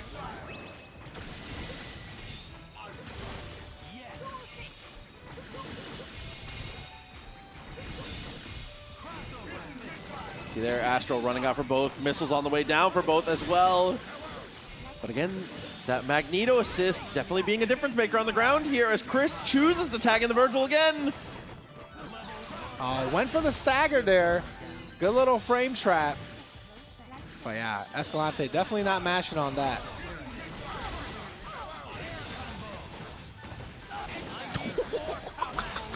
Got missiles. Tried so hard. Oh, okay. ChrisG gonna leave the Vergil in. Misses out on the meaty timing. Shockwave into the DHC, maybe. Instead, he pops X. Oh my God, what a plink dash to catch Vergil. He went so fast, he got on the other side. Oh no, and back to the same side again here on Dr. Doom. It's gonna come all the way down to just the Morrigan. ChrisG blocking for his tournament life. Oh no, was able to catch it. Should still be in good shape here. We've always talked about how Morrigan struggles by herself, but this is ChrisG's Morrigan. Yeah, the best to ever do it. The greatest of all time blocks the level 3 there. Escalante spends 3 meters on nothing, but I mean, he's got it to burn. Maybe he doesn't. This will be one of the greatest solo Morrigan comebacks I've ever seen if he can do this. It's looking very, very good now. No meter. It's going to complicate this a bit. As far as clean hits go, it's going to take 2, but luckily, Fireballs will probably add up a bit of damage. It'll make up the deficit. Yeah, I mean, I think even with that, he's still going to need 2. Might even need 3. Oh, and I don't know if he's going to have time for 3 here. He's taking so much random damage here from plasma beams and everything in between. There's the missiles. Good missiles cost from Escalante. He's running away here. Oh my God. Almost hit with that loop. Those missiles might be enough to decide it. He lives it somehow. Ooh, there it is, though. The hidden missiles are able to save the day, and Escalante gonna come home your F2 Con Marvel versus Capcom 3 champion. You know, we're going to have to thank Escalante later for saving us from a More Doom Reset Grand Finals, you know? So. Oh, my God. High-level performance from this guy. Definitely great to get to see it here and continuing that momentum. Look, if we include Chris as a, you know, still a New Yorker in spirit, obviously, that's 3 trophies for New York today. That's an iDom trophy. That's an Escalante trophy and a ChrisG trophy. Right. New York might be good at fighting games. Northeast popping off today. You got to respect it. New York breeds champions. That's what it is. Yeah. Yeah, time and time again. Not the Knicks, though. Not the Jets, though. The Giants that one time. Not the Giants right now. Hey, Dart's playing okay. Oh, my God. But, yeah. What an incredible showing from Escalante there, making it straight through winners. But, I mean, really valiant effort from Chris, you know, in the condition that he's in, making it all the way back from loser's side in pools, you know. Didn't even make it the top 8 in winner's side, still got second place. So, great effort by both of these players. And everybody that showed up today, man, this was a stacked bracket, you know. Every Marvel bracket is always stacked. I don't know why. At this point, it's gotten to where there's definitely no free rides. Marvel players will travel aggressively for their game, show up anywhere. If there's a tournament, they'll find a way. You can't escape Frankie G. He's inevitable. Yeah. He will be there. I need Frankie G because Frankie G has been grinding and working so hard for the community to put together tournaments. I kind of miss Frankie G being in Marvel shape, though. True. So. But anyway, we've got the top 3 here for Marvel 3. Keith, take it away. All right. Everybody at F2Con. In 3rd place is Drewtorious.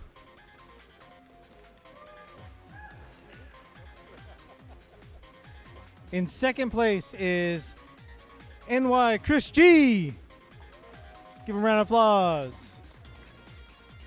In 1st place is Escalante. Give a round of applause. All right, everyone give them a round of applause for the Marvel vs. Ultimate Capcom 3.